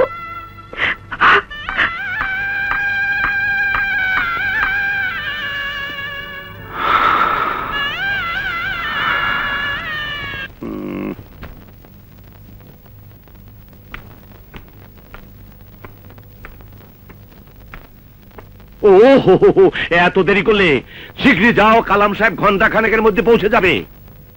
কিন্তু আমি হাঁপিয়ে উঠেছি, আমার দ্বারা এসব হবে না। আমি আমার সংসারে ফিরে যেতে চাই। ও, সেই সুন্দরী মেয়েটি বুঝি সংসারের লোভ দেখিয়েছে। কিন্তু তুমি কি জানো, সংসার হচ্ছে একটি বদ্ধ জলাশয়ের মতো, যেখানে ঝগড়া হয়, ফ্যাসাদ হয়, আস্তে আস্তে সব কিছুতে একটা পছন্দ ধরে, দুর্গন্ধ বের হয়। কিন্তু বাইরের পৃথিবী হচ্ছে বিশাল সমুদ্রের মতো, পচন নেই, দুর্গন্ধ নেই, ও বিরাল শুধু ঢেউ আর ঢেউ আর ঢেউ। আপনার দৃষ্টিতে সংসারের এমন ব্যাখ্যা হওয়াটাই স্বাভাবিক, কিন্তু আমি আমার শেষ ইচ্ছার কথা জানালাম। কিন্তু তুমি বোধহয় ভুলে গেছো, তোমার সব ইচ্ছা অনিচ্ছার সমস্ত ক্ষমতার অধিকারী আমি। তার মানে? তার মানে আমি আছি বলেই রমজান শেখকে খুন করার পরেও তুমি বাইরের আলো বাতাসে ঘুরে বেড়াতে পারছো। আমি ইচ্ছে করলে যে কোনো মুহূর্তে ফাঁসির দড়ি তোমার গলায় ঝুলিয়ে দিতে পারি। অতএব বুঝতেই পারছো, এই অবস্থায় একজন কাউকে না কাউকে তো তোমার বিশ্বাস করতেই হবে। আহা, একটা পলিটিক্যাল ব্যাপার আছে না? বেশ, কিন্তু এটাই শেষ। এরপর আমাকে আর এমন অনুরোধ করবেন না। আরে পাগল নাকি? না না না, যাও। বস, মাইয়াটাকে সরাই আনার এখনই সময়। না, এখন নয়, আগে পলিটিক্যালি মালটা পাচার হয়ে যাক, তারপর।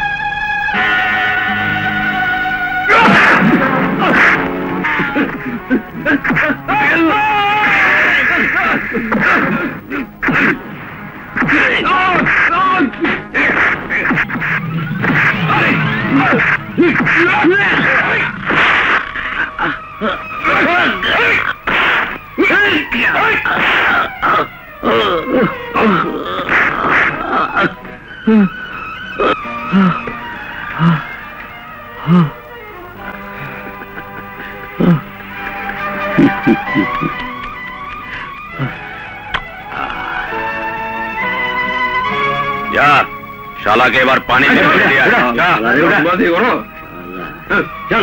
চল।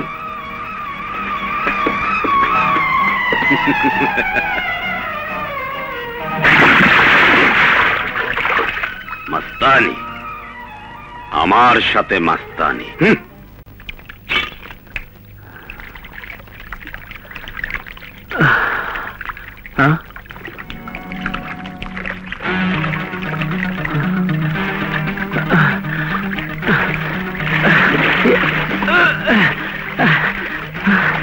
এখনো বেঁচে আছে।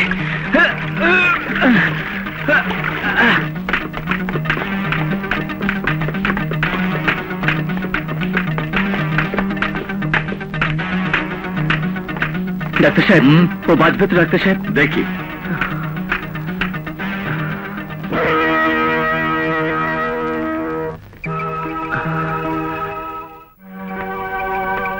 ডাক্তার সাহেব, রোগী আপনার কি হয়?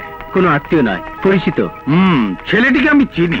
অনেকদিন আগে ওর সঙ্গে আমার একটা ঘটনা ঘটেছিল, তাতে মনে হয়েছিল ছেলেটি অত্যন্ত সৎ। তা ওর এই অবস্থা হলো কি করে? জানি না, ভোরবেলা আমি ওকে নদীর ঘাটে খুঁজে পাই। I C. ওর আত্মীয় স্বজনরা এই খবর জানে? বোধহয় না। তাছাড়া আমি কোনো আত্মীয় স্বজনকে চিনিও না। আপনি বরং এক কাজ করুন, এই এলাকায় বকুল নামে একটি মেয়ে আছে, নাচ গান করে, তাকে খবর দিন। ওই তার আত্মীয় স্বজনদের জানাতে পারবে। রাইট? আচ্ছা। বলো না গো লক্ষ্মী বাবা, আসবি মাঝে কবে? কাল তো আমার নতুন ঘরে পুতুল বিয়ে হবে, অভিমানে গাল ফুলাবো। কে আপনি? আমি মানে ফজর আলী খুব অসুস্থ। কি হয়েছে ওর? জানি না, রক্তাক্ত অবস্থা হাসপাতালে রেখে এসেছি। ডাক্তার সাহেব আপনাকে খবর দিতে বলেছেন। মিত্র, চলো, তোমার আঙ্কেল অসুস্থ, চলো।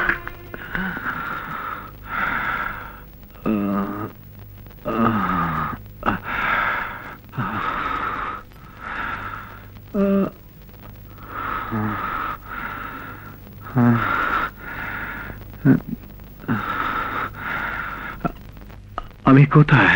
আপনি হাসপাতালে। আপনি কে? আমি ডাক্তার। আপনার সঙ্গে তো আগে একবার পরিচয় হয়েছিল, মনে নেই? কি জানে, হবে হয়তো।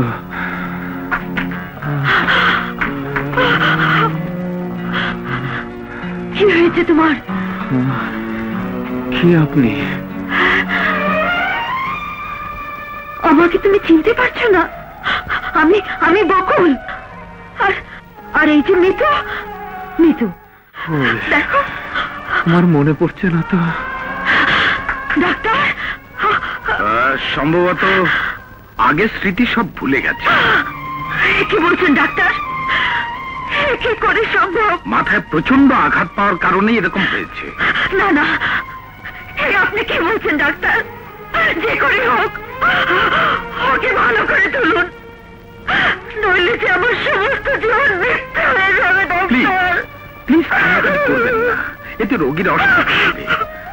আপনারা আমার সঙ্গে আসুন তো, আসুন। মাকে দেখলে হয়তো সব মনে পড়তে পারে। আপনি ওর বাড়িতে খবর দিতে পারবেন? কিন্তু ঠিকানাটা? ফজর আলীকে এই শহরে সবাই চেনে, যে কাউকে জিজ্ঞেস করলে বাড়ি চিনিয়ে দেবে। আচ্ছা। বস বস বস, ফজর আলীর খবর আনছি। কোথায়? হাসপাতালে। হাসপাতালে? মরেনি?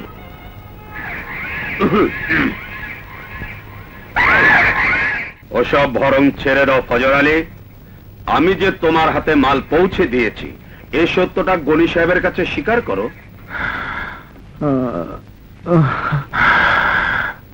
হ্যাঁ, স্বীকার করো, স্বীকার করো। কি করছেন কি আপনারা? দেখছেন না লোকটা অসুস্থ? অসুস্থ টসুস্থ কিছুই না, ও আমাদের সঙ্গে পলিটিক্স করছে। ভেবেছে না চেনার ভান করে বেঁচে যাবে। আপনি বিশ্বাস করুন, ও ভীষণ অসুস্থ। আগের কথা কিছুই মনে করতে পারছে না। তুমি চুপ করো। সাতঘাটের পানি খেয়ে এসে এখন এই খুনিটার সঙ্গে জুটেছ না?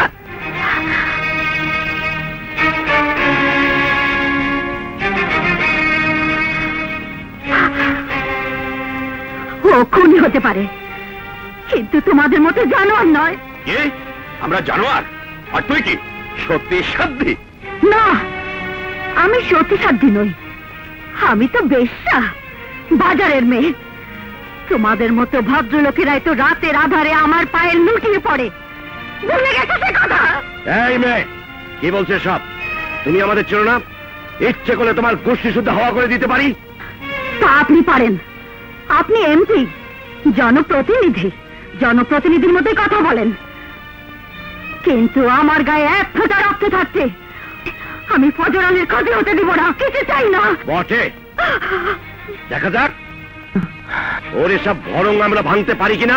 এক লাগা ধোলাই।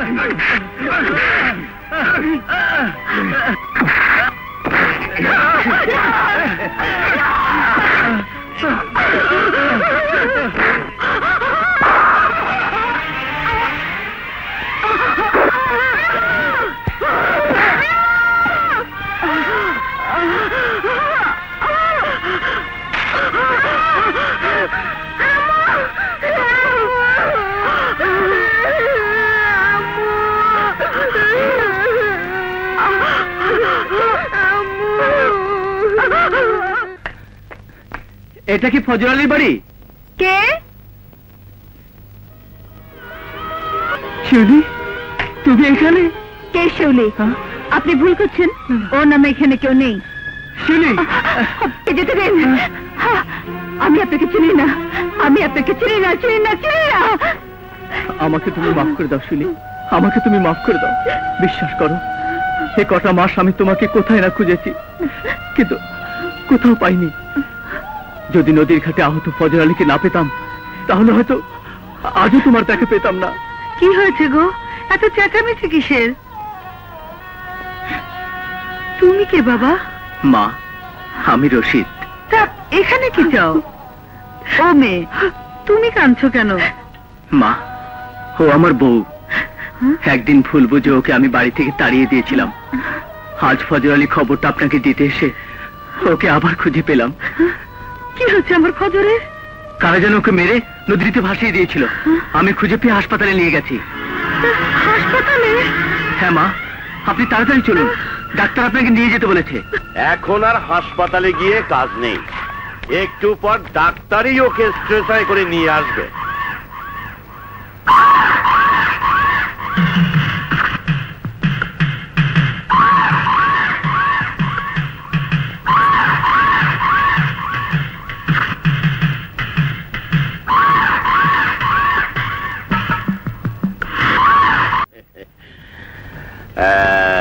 ফজর আলী তাহলে তোমার ছেলে?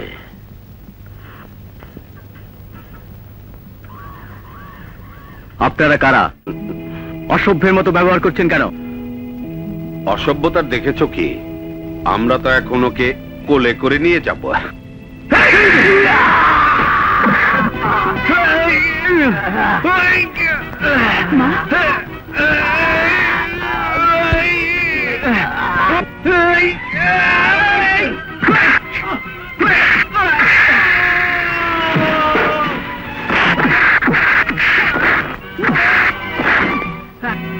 দাঁড়া, আসছি।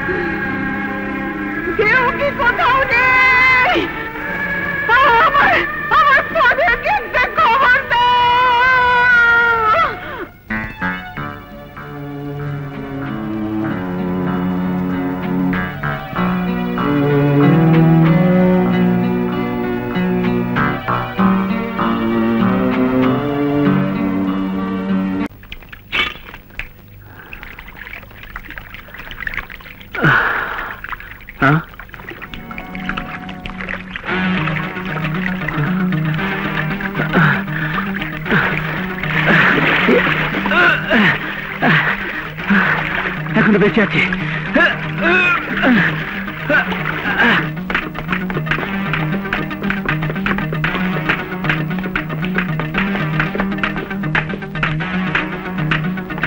ডাক্তার সাহেব, ও বাঁচবে তো ডাক্তার সাহেব? দেখি।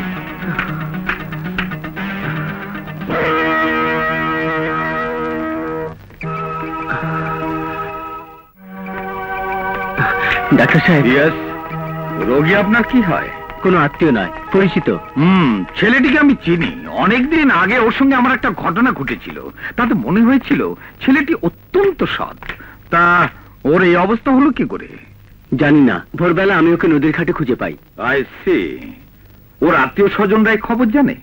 বোধহয় না, তাছাড়া আমি কোনো আত্মীয় স্বজনকে চিনিও না। আপনি বরং এক কাজ করুন, এই এলাকায় বকুল নামে একটি মেয়ে আছে, নাচ গান করে, তাকে খবর দিন। ওই তার আত্মীয় স্বজনদের জানাতে পারবে, রাইট? আচ্ছা।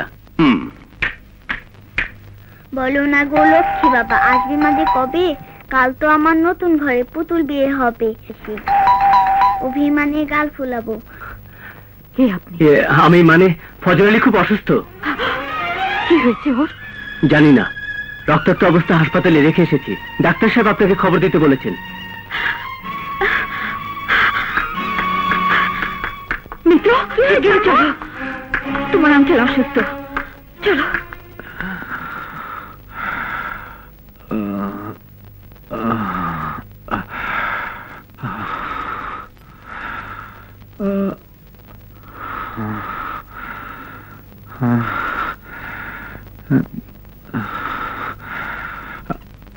আমি কোথায়?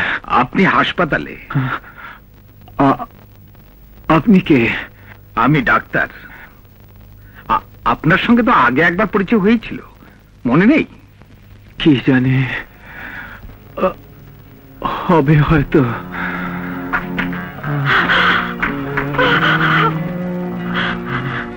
কি হয়েছে তোমার? কি আপনি? আমাকে তুমি চিনতে পারছো না? আমি বকুল। আর এই যে মিতু।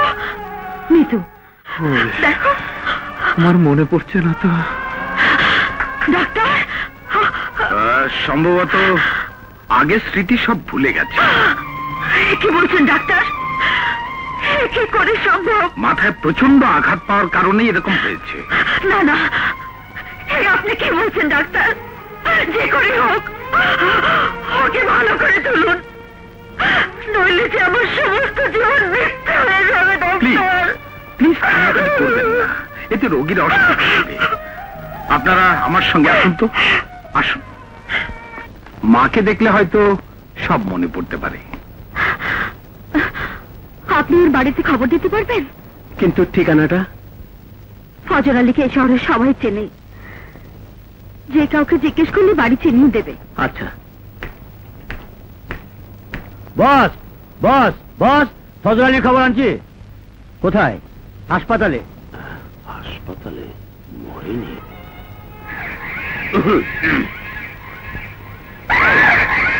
ওসব ভরং ছেড়ে দাও ফজর আলী। আমি যে তোমার হাতে মাল পৌঁছে দিয়েছি, এই সত্যটা গনি সাহেবের কাছে স্বীকার করো।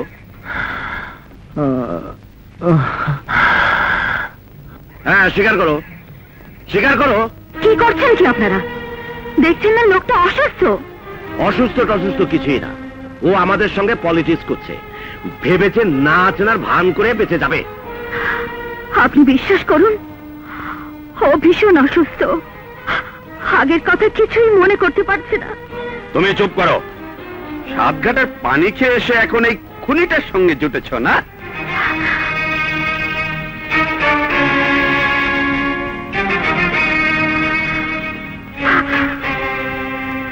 ও খুনি হতে পারে, কিন্তু তোমাদের মতো জানোয়ার নয়। কি? আমরা জানোয়ার? আর তুই কি সত্যি সাধ্যি?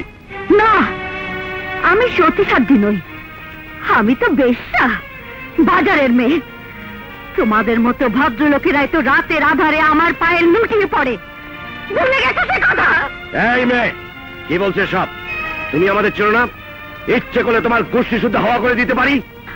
তা আপনি পারেন, আপনি এমপি, জনপ্রতিনিধি, জনপ্রতিনিধির মধ্যে কথা বলেন, কিন্তু আমার গায়ে এক ফোঁটা রক্ত থাকতে আমি ফজর আলীর ক্ষতি হতে দিব না, কিছু চাই না। বটে, দেখা যাক ওর এসব ভরং আমরা ভাঙতে পারি কিনা। লাগা ধোলাই।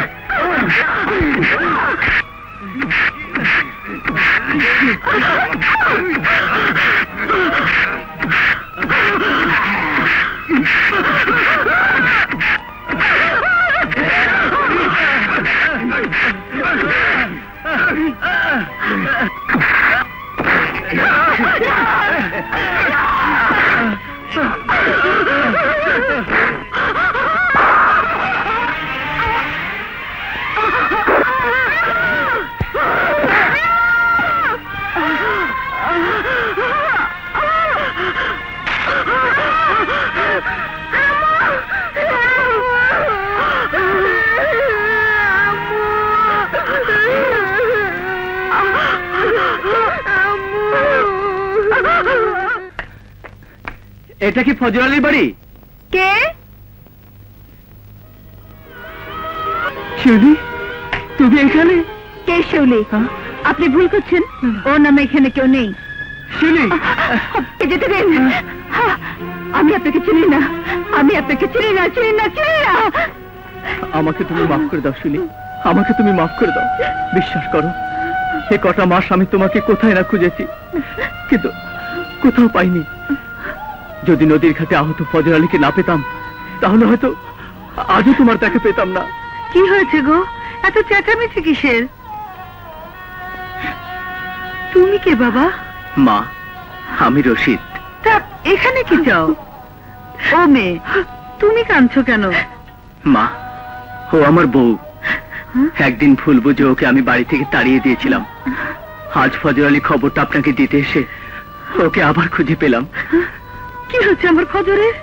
কারা যেন ওকে মেরে নদীতে ভাসিয়ে দিয়েছিল। আমি খুঁজে পেয়ে হাসপাতালে নিয়ে গেছি। হাসপাতালে? হ্যাঁ মা, আপনি তাড়াতাড়ি চলুন, ডাক্তার আপনাকে নিয়ে যেতে বলেছে। এখন আর হাসপাতালে গিয়ে কাজ নেই, একটু পর ডাক্তারই ওকে স্ট্রেচারে করে নিয়ে আসবে।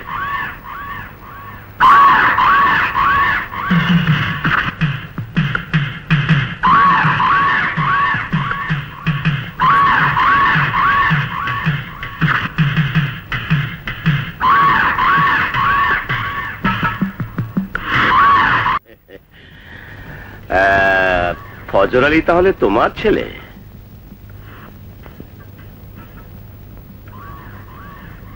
আপনারা কারা? অসভ্যের মতো ব্যবহার করছেন কেন?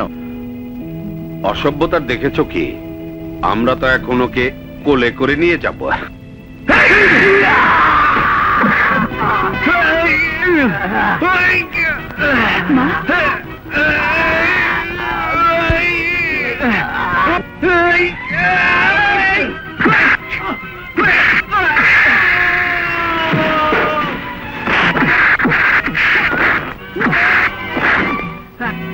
দাঁড়া, আসছি।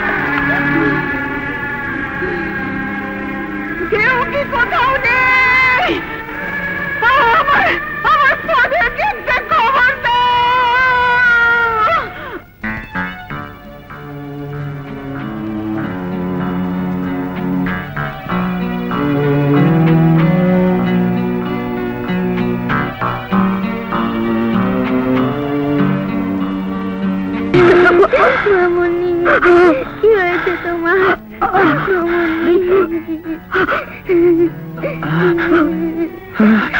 মামুনি, এত রক্ত কেন মামুনি? মামুনি, বকুল, বকুল, তোমার সারা গায়ে এত রক্ত কেন? আঙ্কেল, ওরা আমার মামুনিকে মেরেছে, তুমি আমার মামুনিকে ভালো করে দাও। কারা? কারা মেরেছে? কারা? বলো। গনি চৌধুরী আর আবুল কালামের লোক সব মালপত্রের জন্য তোমাকে খুব মারছিল। আমি বাধা দিতে আবুল কালাম ছোড়াটা আমার পেটে ঢুকিয়ে দেয়। তোমার কোলে মাথা রেখে আমি চলে যাচ্ছি। আমার জীবনে এত বড় পাওয়া। হ্যাঁ বলো। আমার মৃতকে একে রেখে যাচ্ছে। ওকে ওকে দেখো,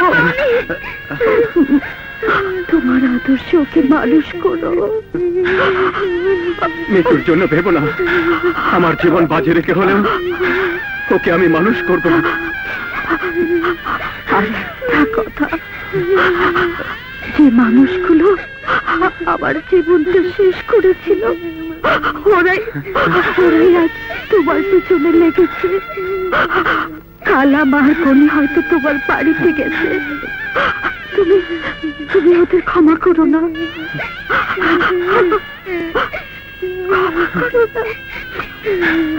মিতু, বাবা মা ভালো থাকিস রে বাবা। বলো।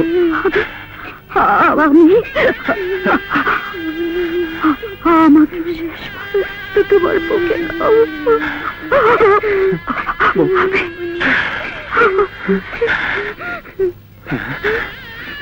বকুল, বকুল, বকুল, বকুল, বকুল, বকুল,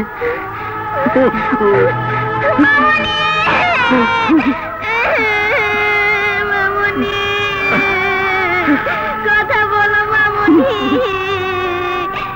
মামুনি।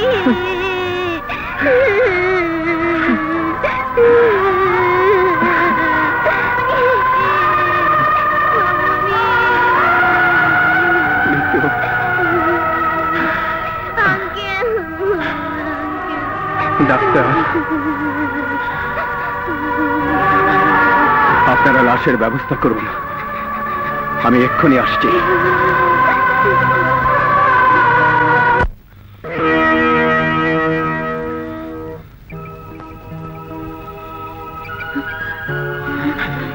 মা, মা, কি হয়েছে মা? কি রক্ত কেন? কি করে হলো? গনি চৌধুরী আর তার লোকেরা। গনি চৌধুরী? আয় বাবা, মা, আমার মা, মা, কাঁদছিস কেন বাবা? তুই দেখুন বড় হয়েছিস। একটা কথা বলিস না বাবা। বলো মা, বলো। তোরা যে দেশ গড়ে তুলেছিস, সেই দেশে ওই এমপি গনির মতো অমানুষ যেন না থাকে বাবা। মা, আমাদের সময় ওরা ছিল বলেই তোর বাবাকে ওদের হাতে প্রাণ দিতে হয়েছে বাবা। মা, তোরা যা, নইলে ওই গনি ওরা শিউলের সর্বনাশ করবে। যা, তোরা যা। কিন্তু তোমাকে এভাবে ফেলে না মা। তাতে কি তোর বাবা আছে না? আমি তো মা, তার কাছেই যাচ্ছি। তিনি তো আমায়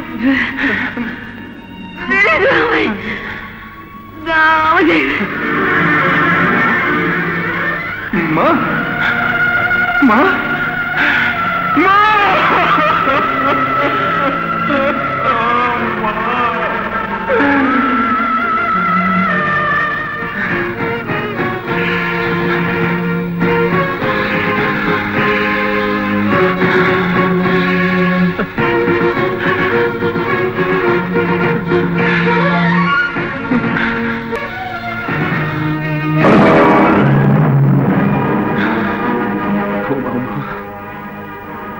তুমি নিশ্চিন্তে ঘুমাও।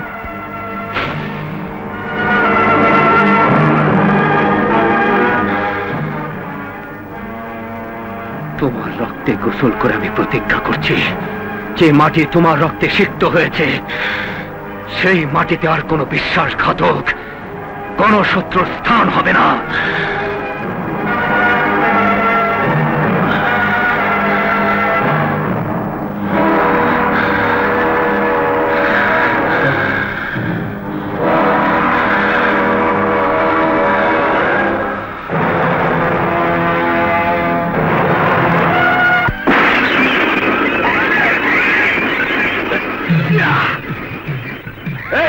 সোলারে ধর।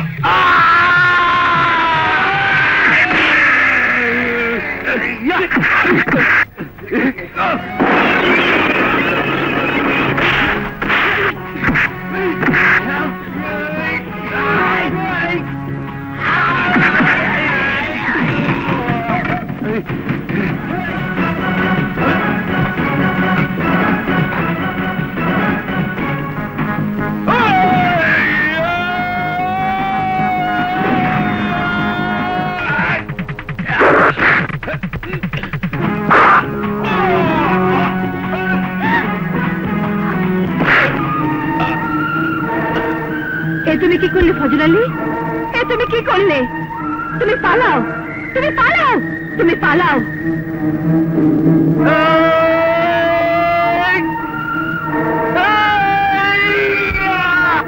পুলিশ আঙ্কেল, পুলিশ আঙ্কেল, তাড়াতাড়ি চলুন, গুন্ডারা আমার আঙ্কেলকে মারছে।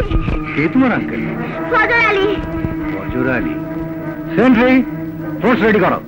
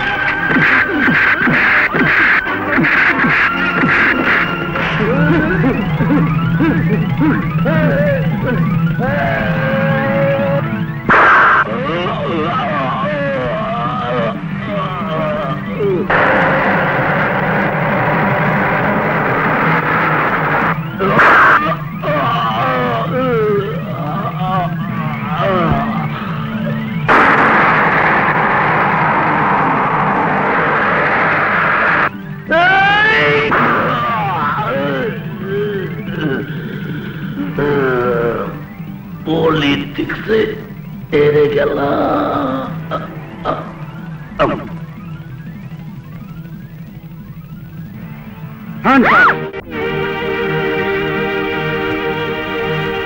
Sentry, arrest him. চলুন। Order, order. ফজল আলী, তুমি কি তোমার বিরুদ্ধে আনিত অভিযোগ স্বীকার করছো? আমার বিরুদ্ধে আনিত অভিযোগ স্বীকার করার আগে আমি কিছু প্রশ্নের জবাব চাই, ইওর অনার। Permission granted. আজ গনি চৌধুরী আর তার দোসর দালালদের হত্যা করার অভিযোগে আমি আইনের চোখে অপরাধী। মহামান্য আদালত, এই সেই গনি চৌধুরী যে ৭১ আমার মুক্তিযোদ্ধা বাবাকে হত্যা করেছিল, এই সেই গনি চৌধুরী যে আজ আমার মাকে হত্যা করেছে।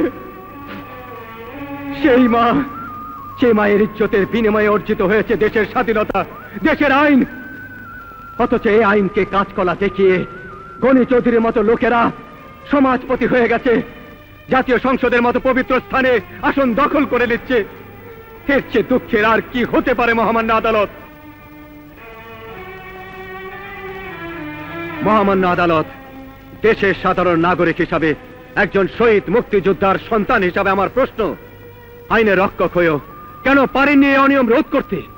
যেসব আহত বা নিহত মুক্তিযোদ্ধার রক্তে এদের স্বাধীন হয়েছিল, কেন পারেননি তাদের সংসারের নিশ্চয়তা বিধানে এমন একটা আইন তৈরি করতে?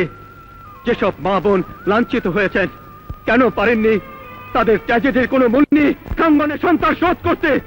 কেন এই দেশে এমন একটি রাজনীতি স্থিতিশীলতা আনতে পারেননি? কেন পারেননি লুটতরাজ, নারী দর্শন, হানাহানি বন্ধ করতে?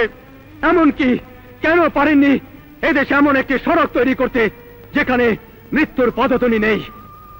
ইওর অনার, যদি তা নাই পারেন, তাহলে আইনের প্রতি মানুষের শ্রদ্ধা থাকবে কেন?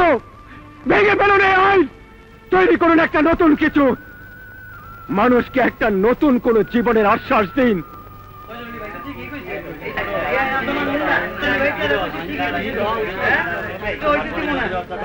Order, order.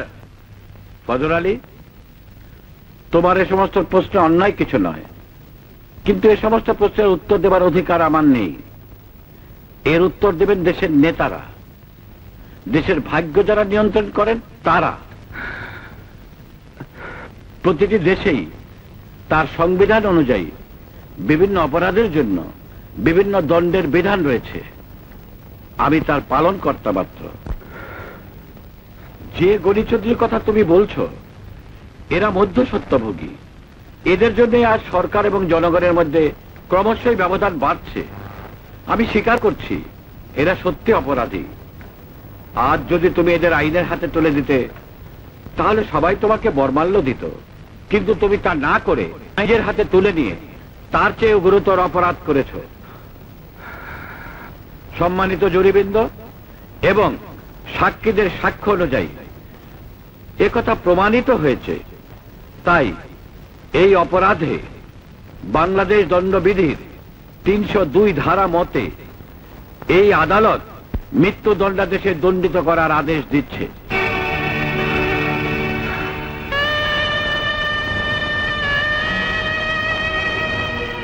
স্বাধীনতা এখন প্রতিষ্ঠিত সত্য, তবু বিচ্ছেদ, দুঃখ, বেদনা রয়েই গেছে। এ থেকে মুক্তি পেতে হলে চাই একটি নতুন ফজরের জন্ম। এই আমাদের প্রত্যাশা।